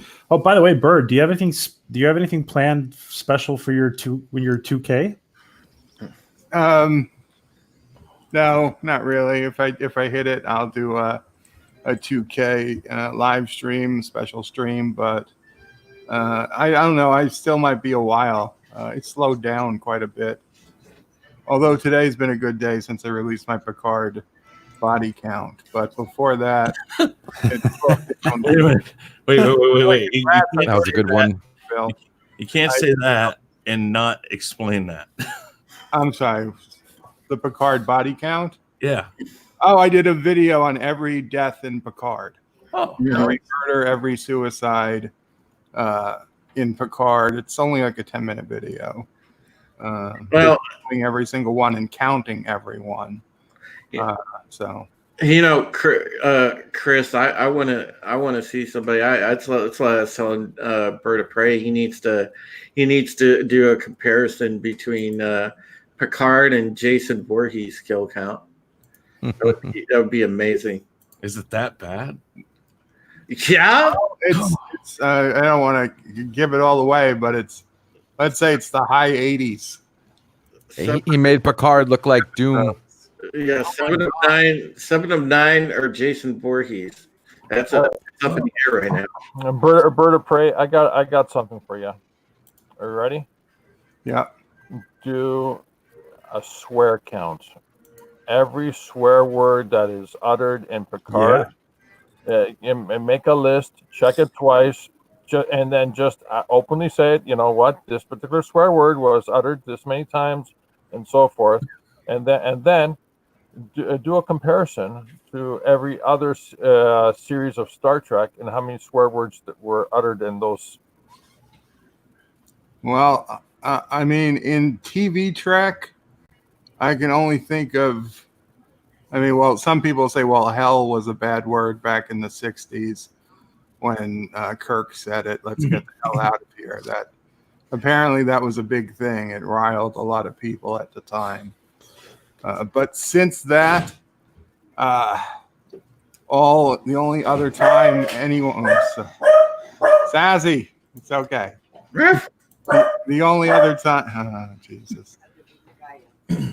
The only other time I could say any word that was uttered was Deep Space Nine, Far Beyond the Stars, but that was a very special case. It just doesn't happen. Card has language too. Yeah, it does. But and Chris, the eyeball that LDG has here, the question is not if an eyeball was ripped out of a lifelong character of Star Trek. The question is how many eyeballs were ripped out in Star Trek Picard. That's true. It's more than one. Mhm. Oh, yeah. I saved Egypt's eye. See, I saved it. There you go. Brought it back. Hey, that's not bad. I can 3D print Egypt science and as a souvenir. I love that, Make a George. keychain out of it. That's great. Oh yeah, and CBS can't even come after it. What? true. What are they going to do? They're going to come after a bionic eye, really? Let's see. No. Bionic eyes out there. Oh, $6 million man. You want to go even further? No, crack me, my eye. Anybody else notice how they were gruesome? They made it look real gruesome with Egypt, but the dead android, they off-screened it. Real gentle with her when she was ripping out her other eye. Oh You yeah. didn't even see it. Yeah, Egypt, they like. she was holding it up for the retina scan. She Yeah, got, I she got mean- what, a tuning fork in the eye? Yeah, I mean, geez, Louise, they didn't even show that. That was like you were seeing it from the recording. You were seeing it. I think it was it. money, probably. I mean, they went from Saw with Egypt, and back. Hey guys, I got to throw this out there. I just saw a Twitter meme of a hand holding little plastic bags, and the gag is dime bags of toilet paper, pure uncut premium quilted, $10. Interesting. All right, guys, I have to actually run. I gotta get dinner, and I'm probably gonna actually get some sleep today. Good for Hopefully. you. What? What's the sleep you speak of? I know. No, I normally don't, and I say that I might, but 3 a.m. comes really early, and it'll be like I'll be here up at 3 a.m. going like, I thought I was gonna sleep. Huh. But wait a minute. But you slept yesterday. I was asleep for a little bit. And actually my sleep is not sleep. I don't even dream anymore. That's how little sleep I get. and PJ, I'm gonna send you a DM in Twitter here a little bit later. I was gonna ask you if you were available for something, but we'll do that on there. So thank you for having me on, guys. Thanks for coming, Chris. Hey, guys, have fun. Take care, Let me know if Conan or anybody else shows up. Okay. Take it easy. Hey, if you need tech support, sub to my channel. Awesome. All right, guys, take it easy. All right. Good night, Chris. Thanks for joining us. Guys, I want to just point out again, Drew is only 2 subs away from 200. So if there's 2 people in here who have not subbed to Drew, Supreme Heretic, where is this thing? Let me put it in here again. 2 people in here. We can get Drew to 200 right now. How about if I unsub? That can be one of those. Would that help? If you unsub. And resub. No, it I don't doesn't think it work. works that way. He's at 198. Post the link. I'll do it. Who's? Oh, is that LDG? LD me. Yeah. What does LD stand for something? LDG or LD? I'm Mr. Yeah, it's my initials. My okay. name. Okay. They're my pixels. Your pixels. Okay, Drew. Here we go. The link is posting. So, and guys, and Bird is almost at 2K, which I've been floating around the 2K mark myself, and maybe we'll have a big bash between both of us. Right on.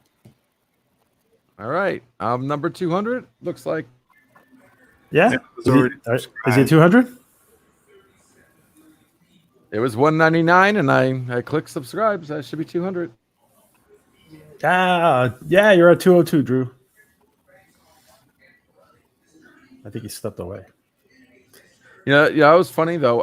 Someone was talking about subs, and it's funny how YouTube doesn't actually tell you who's like who. Like you can't look up who was your number 1 sub or who was your first 100th sub. I literally had to go into my like order by time and count. And I'm like, oh, you were number 15. Thank you. You figure with all the analytics they save, they don't give us like that would be cool. Like if you knew who your first sub was, or if you knew who your 1,000th sub was, you can maybe work with that information a little bit, especially on the big numbers. 205th sub was because it was Joseph Patrick. He's in the chat. He reminds me of it most days. What number was it, Bird? 205. 205. Oh wow.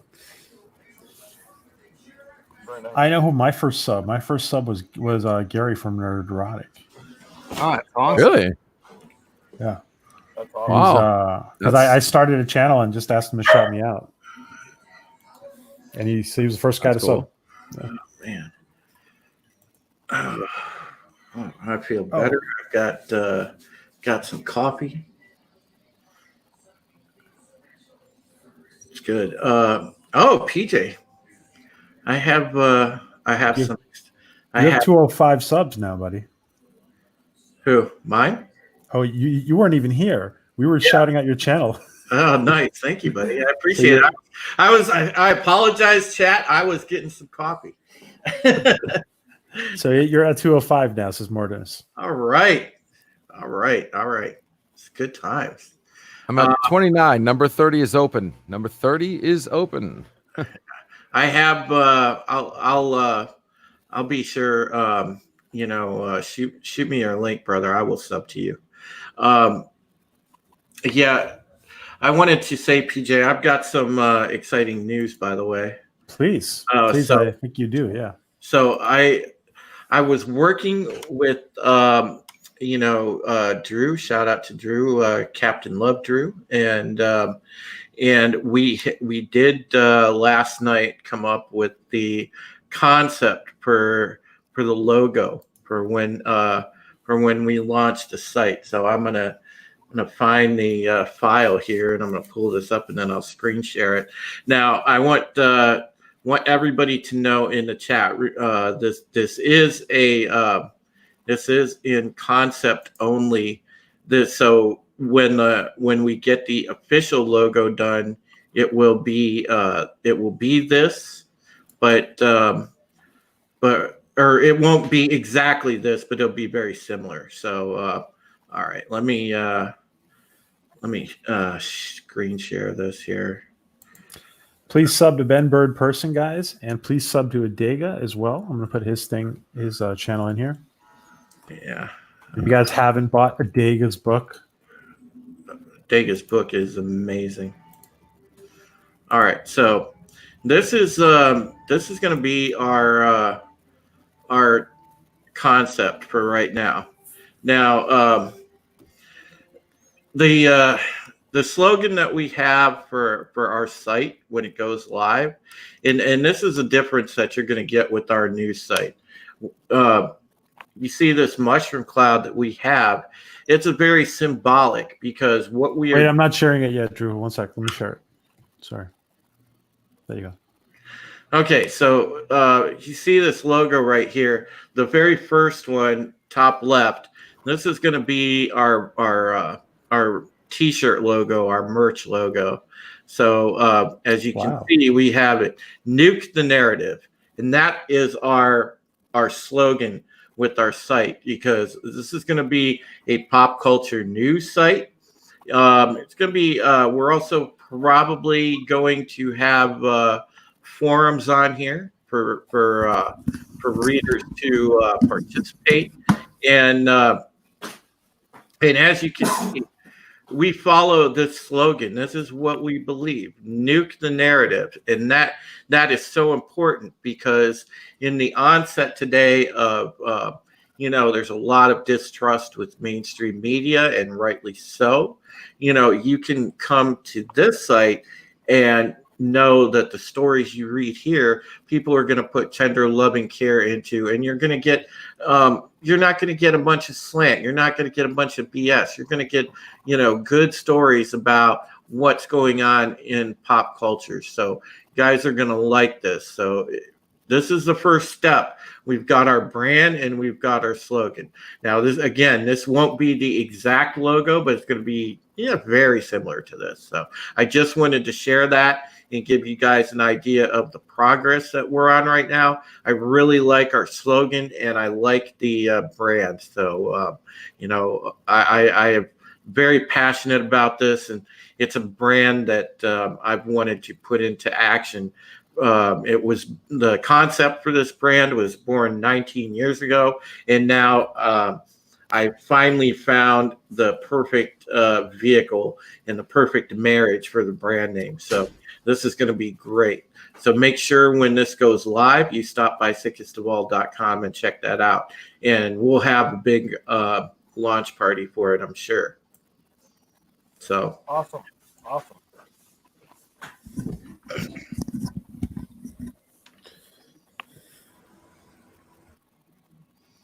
That was awesome.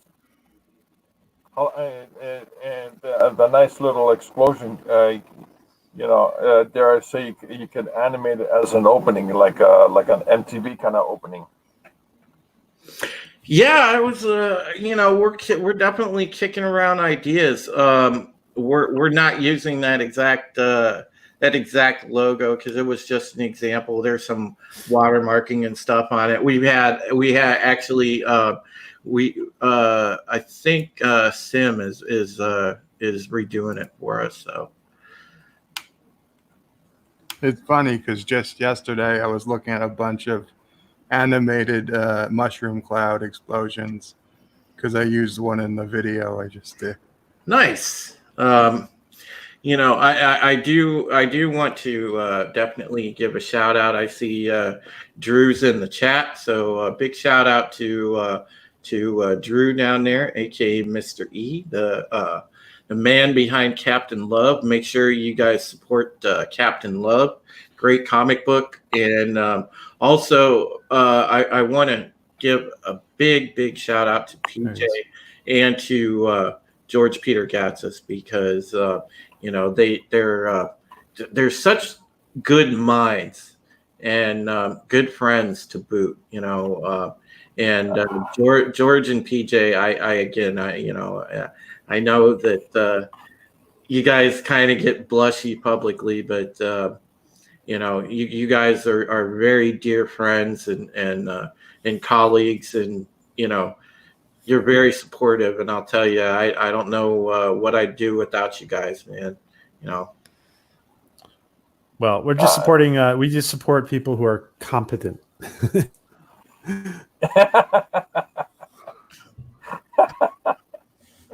So Drew is a very competent person to support. There you go. Sorry, guys. It's 3 a.m. here. I apologize. Oh my gosh. That's appreciated, Drew, very much. Yeah, and we appreciate you. And by the way, the work you guys do for Bounding, and you're going to be you're a freelance writer, so you're going to be doing it for Bounding and for other publications. So that's just amazing, the work you do for Bounding. Yeah, There's also I do write for mountingintocomics.com. Big shout out to my boss John Trent. You can read my articles on boundingintocomics.com, and we also on Bounding Into Comics live channel. We have a writers panel every Wednesday where we discuss the stories of the week. So if you're not subscribed to the Bounding Into Comics YouTube channel, check that out. Bounding Live is a great stream, and we have fun with it. So there you go. Awesome. Okay, let me pull this back regarding Picard. Mm-hmm. One thing that I really liked about it, actually, the only thing I really liked about it was the little bits with Data. Everything else didn't feel like it was. Thank you. Star Trek. The little bits with Data was I felt was Star Trek. I'll add to that. Go ahead. The first I don't know how long it was actually, but up until Picard woke up, the series Picard, I was rating a 10. I was on a high that even recreational drugs couldn't do. It was a 10. The first when you saw the Enterprise, even though it was a weird shot, it was still good. Loved it. Saw Data playing cards. Loved it. The chit chat about you trying to your eye twitches and what. Loved it until he woke up, and then all the way up until the end, that last bit with Data and telling Picard, I want to die and have purpose. Loved it. I'll be honest. The first, up until we got to the Borg, it seemed like the main story wasn't about the synth, and this is including Soji. That it seemed like the storyline was about finding Data, or finding what happened to Data, or what become of Data's neuron, or whatever. And even the last episode, how they pretty much pushed over the whole, open up the vortex, she smashes a panel and the vortex closes, and then the main ending was what? Not the synth, it was Picard and Data sitting in front of each other. You know what I mean? And I definitely gave that more. I give that more substance than Picard. Even Soji being part of Data, and Maddox, how he's the reason why we have Data in the end, resurrected. But yeah, I did love the parts. At first, I was making fun of it. I was like, you got Brent Spiner playing everybody but Data. You got Dream Data. You got Uncle Data. Where's Data? You know what I mean? But yeah, it was really good seeing Data. That was like the best part of Picard. Hands down. Yeah. And the one thing that's kind of with forget. Let's just throw away the story, okay? Just forget the story. Now, if everyone can just picture the visuals that were shown in the entire 10 episodes, were any of those visuals overkill? I mean, it looked like they were trying to make it into a feature film for which ones? All 10 episodes. The visuals across all 10 episodes, it looked like they were trying to produce a feature film. I think that's just the new standard on streaming. They try to make everything like feature film quality. You're just talking about the CGI in general, or the vision, the vision that made people go nuts and kill themselves? No. I mean, not the story. The visual effects. They even use the Gotcha. cinematic aspect ratio, like Discovery. It's not even 16:9. It's wider. I mean, they're totally going for cinematic quality. Though they certainly ran out of money because the special effects they used on 7 of 9 becoming part of the Borg cube, those were pathetic.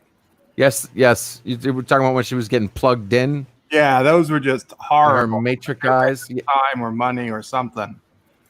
I agree. I also agree with him. He was like, they okay. It's one thing when you have a 3D, you're using a 3D production software, or whatever.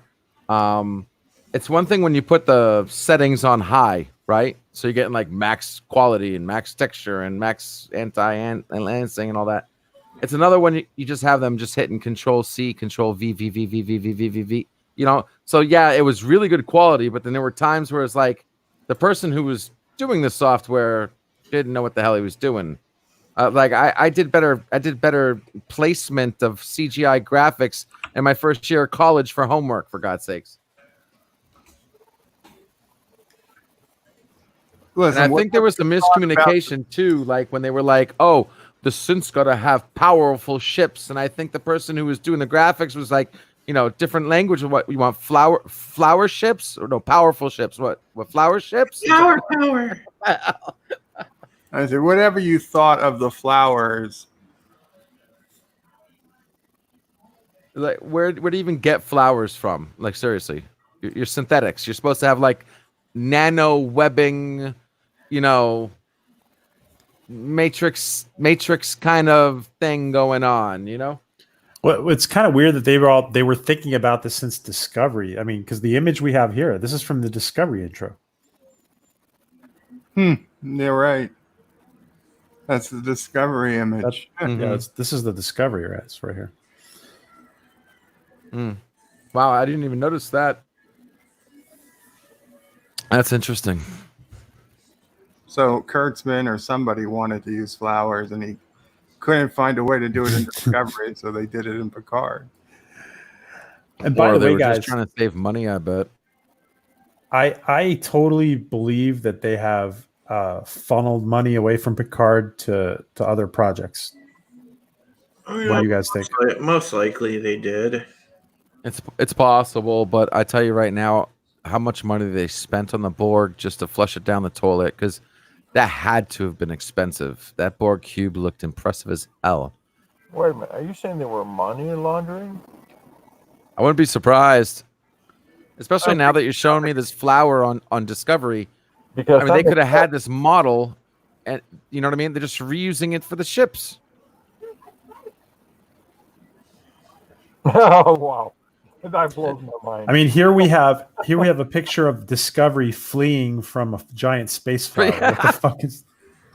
Oh, that blows me away. Oh my God, it is. The graphic that they use for the opening, they end up using in the actual series. Oh, we need a side by side. We need a side by side, because I can't believe you're showing me this right now, because I thought I was paying attention, but I guess I wasn't.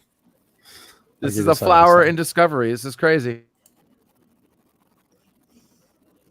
Oh, and did anybody get how the vision that Dro's people create, like that one chick who ripped her face apart even though she had no nails?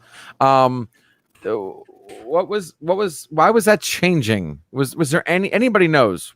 Like, it was one thing when they first showed us, and then they showed it again through the android mind to mind. I'm not a Vulcan, my mind to your mind. And then we saw Data, we saw the Starfleet emblem. Like, it was like different. We saw more from Sutra, because presumably it was made for synths, so she could decode it more. But I do believe that what we're going with. There was definitely Data in the when the Jat Vas saw it. Did notice that? Yes, I was. Yep, I did notice that. Data, and I believe there was a bit of a Starfleet insignia on the robot, the white robot or something. But we saw more of it from Sutra because it was made for synth, so they got the whole message. Okay, I can bend that. Okay, that's fine.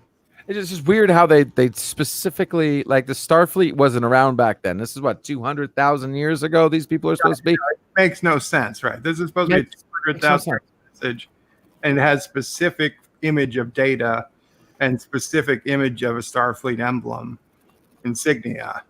So yeah, that makes no sense. Like I said, a lot of things they must have re-edited this and just couldn't or forgot to change a lot of things. Yeah, like it was made from two different storyboards.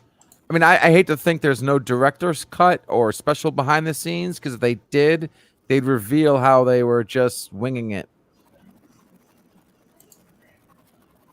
I'm afraid, but we'll see season 2. Really hoping for season 2. The closest we get to director's cut, I think, is Michael Chabon, who's been answering questions on Instagram or something, and he basically just says he doesn't think that he says, as far as he knows, there was no connection to Discovery. I don't think he ever watched Discovery, so I don't think he knew what was in Discovery. And he just kind of makes up answers as he goes, you can tell. I don't think you're far off, Bird of Prey. I think you're pretty spot on. When someone asks him like a legit question, he just honestly says, yeah, no, that makes sense. He has no answer for it. And then other stuff, he's just like, well, you don't really know what they do, or no, that looks like a vape pen, but that's an ancient Orion sniffing pipe or something. Not that we've ever seen it before on screen. He just right. It's like, what happens when you don't do your homework and you go to school? You fail, right? That's basically what they didn't do for Picard. No one did their freaking homework. What a message to be telling people. Mm-hmm. Pretty much.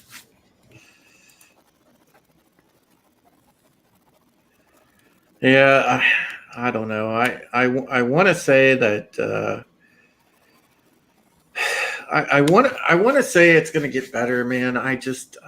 I don't know, because based off of season 1, it's just Picard was so just poorly written, incoherent, and doesn't really get Star Trek.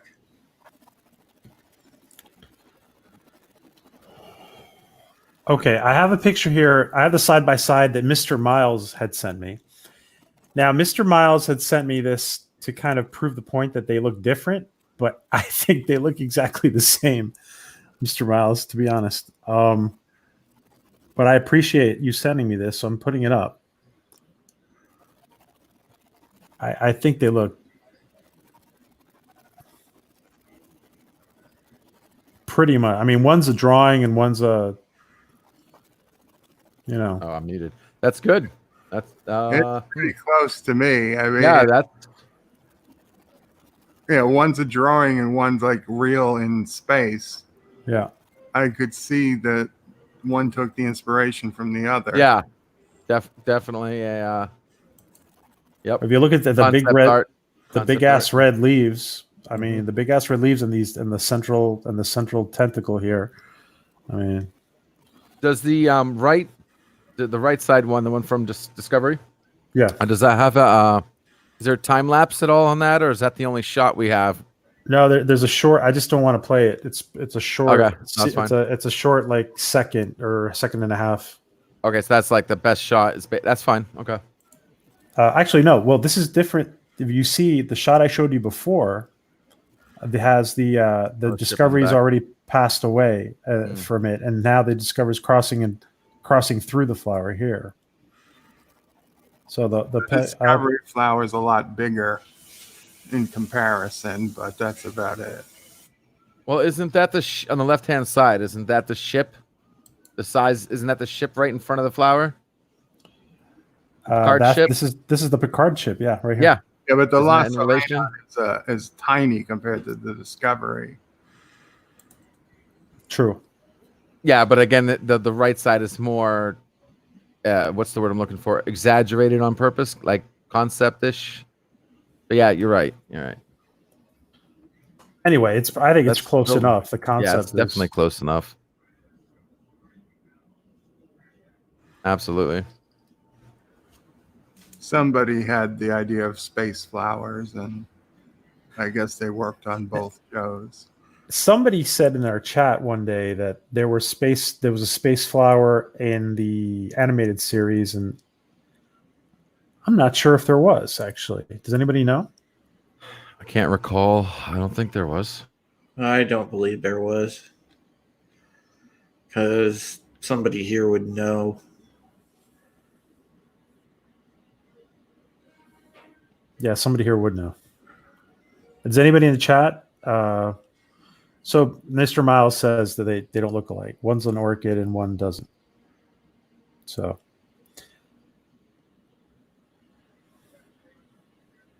thanks for sending me the picture, though, Mr. Miles. I actually think they're, I understand what you're saying. One is, I mean, maybe they're not the same species of flower exactly, but I'm seeing what I can pull up. Thank you for sending that, Mr. Miles. Killer flowers in the TOS episode, The Apple, says Ben Bird person. Okay.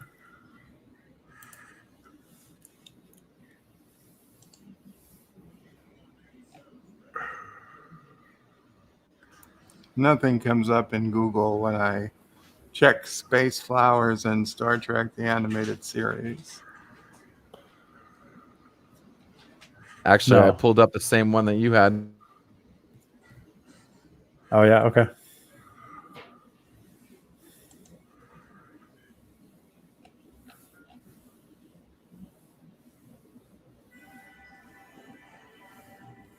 Surprisingly enough, when you look up flowers, Star Trek Discovery, I'm finding a lot of Suru images with flowers. Really? Interesting. Yeah. I mean, like, even, I don't know if this is fan made, but Garden in his quarters. I think he kept like a garden from his. Yeah, that's one of them. And then this is more than that, though. It's like, look it up. Just flower Star Trek Discovery. Google that. There's more than one. There's like 1, 2, 3, 4, 5, 6, 7, 8. Yeah. Now let me ask you guys this question: because it's come up before, and I kind of feel it myself, to be honest. Does Picard? Does season 1 of Picard make you not want to go back and watch TNG? Not want to? Not want to. Does it spoil like the? Because some people say they're not in the mood to go back and watch TNG after watching Picard. I wouldn't say that. I guess I could see people saying that, but no, it makes me want to go back even more now. Like that's what I was saying. It's like it's Star Trek because for any Trekkie, I believe I'm not the only one. You can watch Star Trek all day long, every day long, no problem. Like you can have it on like your heartbeats and you don't care. But I can't see me doing that with Picard yet. But yeah, it hasn't turned me off, especially like DS9, any of them. Matter of fact, I'll tell you one thing it's gotten me wanting to do. I never really watched the entire TOS. I never really did. Like I was always TNG. That's when I started. I watched some TOS, but now that I've seen Discovery and Picard, I've actually it's reverse psychology. It's got me wanting to go and binge watch TOS right now. And I think some of that has to do with like the YouTubers too, like Anti-Trekker and stuff. It's kind of like, I tell you, it'd be nice to go back and watch it in order. After watching Discovery, I don't think there's a single bad TOS episode anymore. Even The Way to Eden and Spock's Brain, they all have like redeeming qualities. Like, you know what? This is every single episode. I say, well, it's better than Discovery. Because I tried to do a 5 worst episodes of TOS video, and I couldn't do it because every video I watched I thought was the worst. In rewatching it after watching Discovery, I guess this isn't half bad.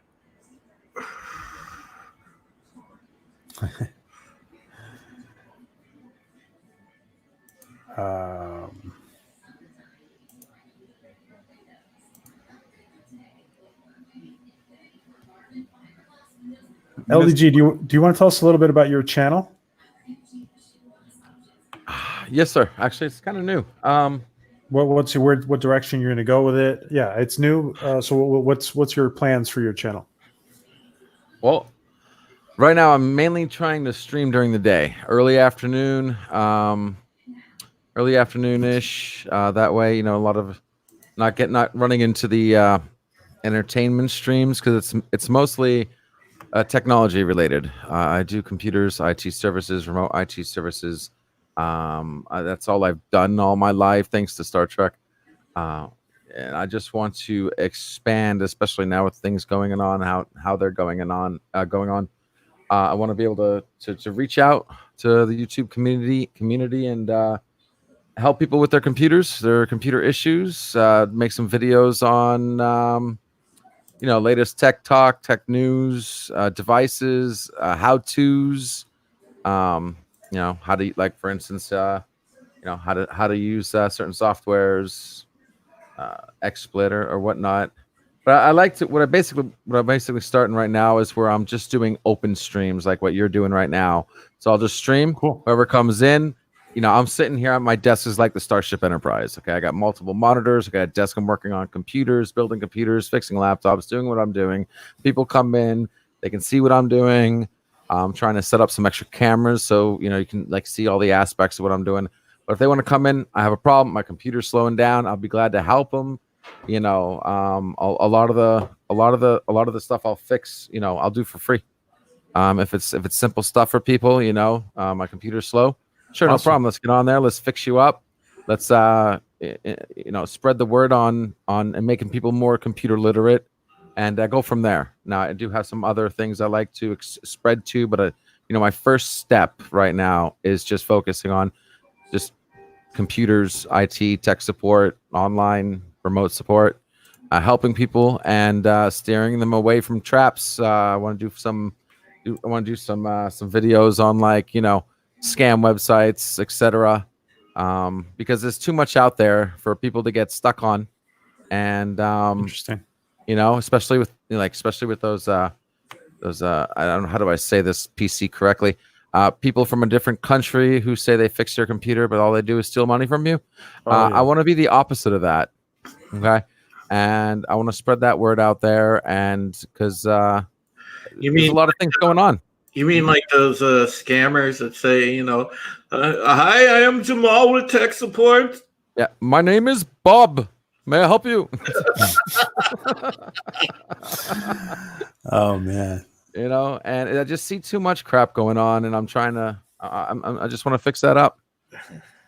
Spread the word out. Yeah, that's cool, dude. Absolutely. You could be the next Kit Boga. I'm trying. We'll see. This is an interesting. It's been interesting. It's really interesting. And I've been watching you guys. I've been watching a lot of, other hosts. YouTube streaming has come a long way, because when I was young and growing up learning about computers, we didn't have YouTube. You know what YouTube was? A library. That was my YouTube. I mean, I was doing computers since the internet was black and white, and that's not even a joke. Yeah, dude, we got you, man. This community is super helpful. Most of the people that attend PJ streams or my streams, or most of these folks that are in chat right now are very helpful, very supportive, and we'll Totally. we'll share your channel around, dude. I appreciate it. Got your back, homie. We're gonna prop you up, bro. Got it. And I really think the Star Trek community online is a great help. I mean, I'm a Trekkie. I'm not one of those people. I don't even distinguish between Trekkers and Trekkies. We're all Trekkies, okay? We're all Star Trek fans. I don't even make that distinguish. But if it wasn't for Star Trek, I wouldn't be in computers. Most likely, if it wasn't for Star Trek, I wouldn't even be alive right now. So Gene Roddenberry's dream really did something for me and put me on track. And you know what? I'm better for it. I'm beyond better for it. That's why I'm taking time with what I'm trying to do on YouTube and talk about Star Trek, because I'm passionate about this. And I mean, this is horrible what they're doing. And the thing that really pisses me off is that they put Gene Roddenberry's name on it, minus whatever legal BS needs to happen. Gene's name shouldn't even be on these. CBS needs to smarten up and change it. I believe Sure. what Star Trek gave me one thing: the universe is perfect. We need to catch up. Okay, we can do anything in this world we want as long as we do it right. And I just don't see that happening. And I'm not even just talking about Star Trek and CBS. I'm just talking about a lot of things, especially what's going on right now. Hearing about well, the country's fine. I'm seeing some good things happening, and I'm like, now's not the time to see good things happening. You should have had that already. You know what I mean? And we really got to step up as a people and unite and make our own federation. Woohoo! There you go. Let me say something before you guys continue. This is Adega's book, guys. Yeah. I'm putting up the link to if you guys haven't gotten Adega's book, people are loving it. And this is the Amazon link, guys. So give it a try. Adega. Hey, I just PJ, I just wanted to let people know, especially like Ben Bird person. I know that you said you subbed to my channel like Supreme Heretic. So listen, I just went ahead while we were sitting here and talking, and I went in my channel and I made some playlists. So I organized all my BSG content there. So there's a playlist for the Pegasus Actual podcast now. So you can just watch all the episodes of the Pegasus Actual podcast right there if you just use that playlist. So I wanted to make sure that I organize things a little bit easier for you guys. So if you go on the channel, that way now you can keep up. And when I do as we do episodes of the Pegasus Actual podcast, I will just throw it in that playlist when we're done, and that way you guys will have it. And here again, guys, is LDG's channel, so sub to it if you haven't. Okay.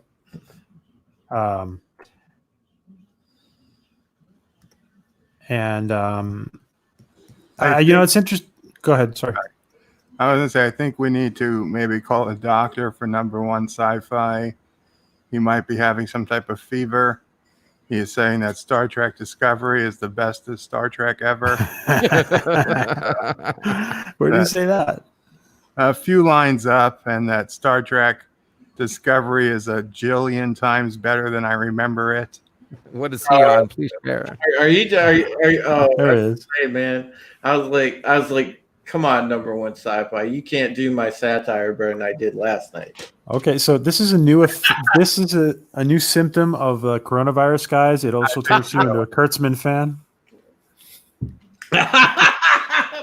Number one, we're gonna get you tested. Don't worry, buddy. Yeah, there you go, PJ. Look, we can. It is no longer the coronavirus. It's the Kurtzman. It's not April Fool's Day says anymore. that was the test, and you failed. Yeah, it's now. That's exactly what it is. That's funny.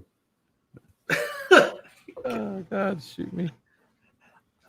It's Going also back- a sign of rabies, says Adega.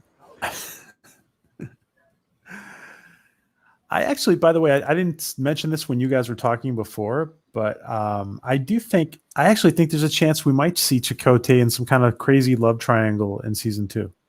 That would be awesome. That I wouldn't even mind Raffi and Seven kissing. I'll tell you why. That'd be great. They're going to do it. I think there's a chance they'll do it because they want to promote the fact that bisexuality is a choice you can make to grow in your sexuality, and they want to. I think they want to go ahead and they might go ahead and want to emphasize something like that. Anyway, Would be interesting, right?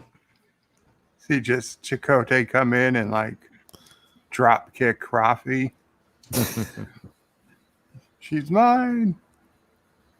No, I don't think Chakotay is going to make it into the show.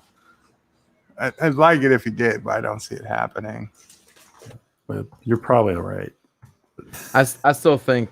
I mean, I know it was slight. It was slight, but number one should have been in the show, man. They shouldn't have left number one home. I mean, I could have seen at least minimum 2 scenes that would have given us a nice, a nice couple scenes if they would have brought the dog. what I felt like I really needed to know, and they never ever addressed, is Beverly. Now I know the rumor was that she was going to be killed off screen. They're going to like mention that she died at some point. I think I heard something. And while about that would be upsetting, it would at least explain why she's not here. Mm-hmm. Did you guys hear? They were clearly dating. Okay, in Nemesis, they were clearly having a physical relationship. Mm-hmm. We saw in the future they had gotten married in one possible timeline. Clearly, they had a closer relationship than most, and something should have happened. Either she should be with him, or they should have talked about her, or we should have had some idea what happened to Beverly. I don't like that we went a whole season and we have no idea. Mm-hmm. No mention. Right? We got a mention about Worf, didn't we? But not a mention about Beverly. Yeah. I don't think we got an official mention of Worf in the show. We saw a picture of him. That's what I meant. I'm sorry. Federation News. I think we saw most of the crew in that. I don't know if Beverly was part of it or not. But in the book that came out, not the comic book there, the actual book that they claim is canon, they do have Worf as the captain of the Enterprise E. Did you guys see the message from Gates or not? Mm-hmm. I know. Gates? No. What happened? Yeah. Gates. I'm going to play it for you guys. Wait a sec. Yeah, I've seen it. That was nice. Drew's seen it. Okay. I'm actually gonna step out, PJ, because I need to get some dinner and grab a store. So, everybody, thank you, chat. Participation was awesome today. Bird of Prey, love you, brother. Take care of yourself. Stay safe. Man, LDG, your channel is going to do awesome, brother. Remember, we got your back. We're going to pump the heck out of it. And, absolutely. Appreciate it, brother. It was a pleasure meeting you, LDG, and BOP. Like I said, take care of yourself, man. Thank you. You too. Be good. Bye, Drew. Thanks for coming, man. I'm just going to play this for you guys if you haven't seen it real quick. I'm just going to mute you guys 1 sec. I'm going to play it twice. Okay, here we go.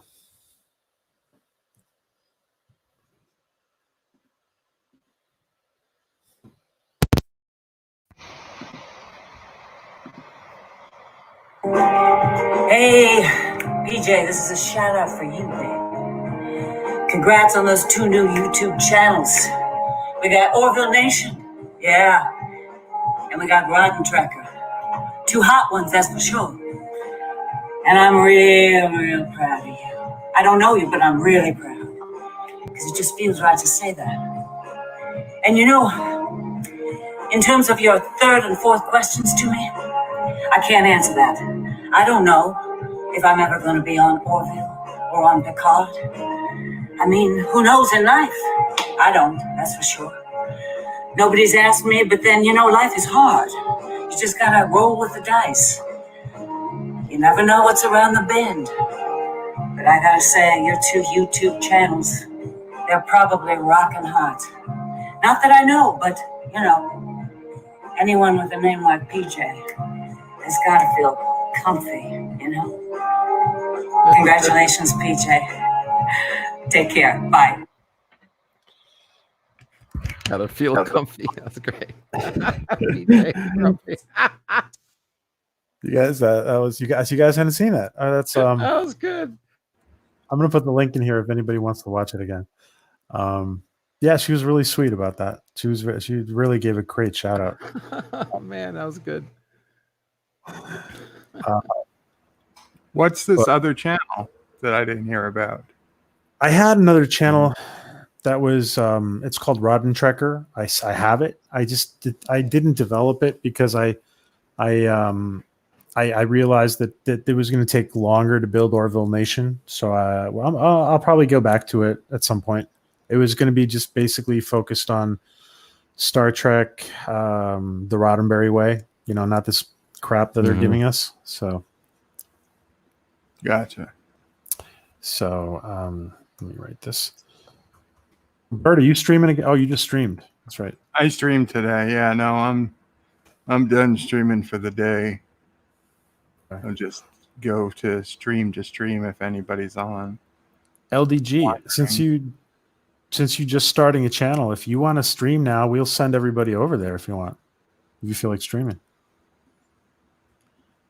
That's a possibility. But it's 8:00. Isn't anti-trucker and whatchamacallit going on? It's real tough. It's because I haven't. Okay, so I am building on a material and I'm working on some kind of like scripts and whatnot. Like I said, right now my channel is mainly like an afternoon kind of thing while I work.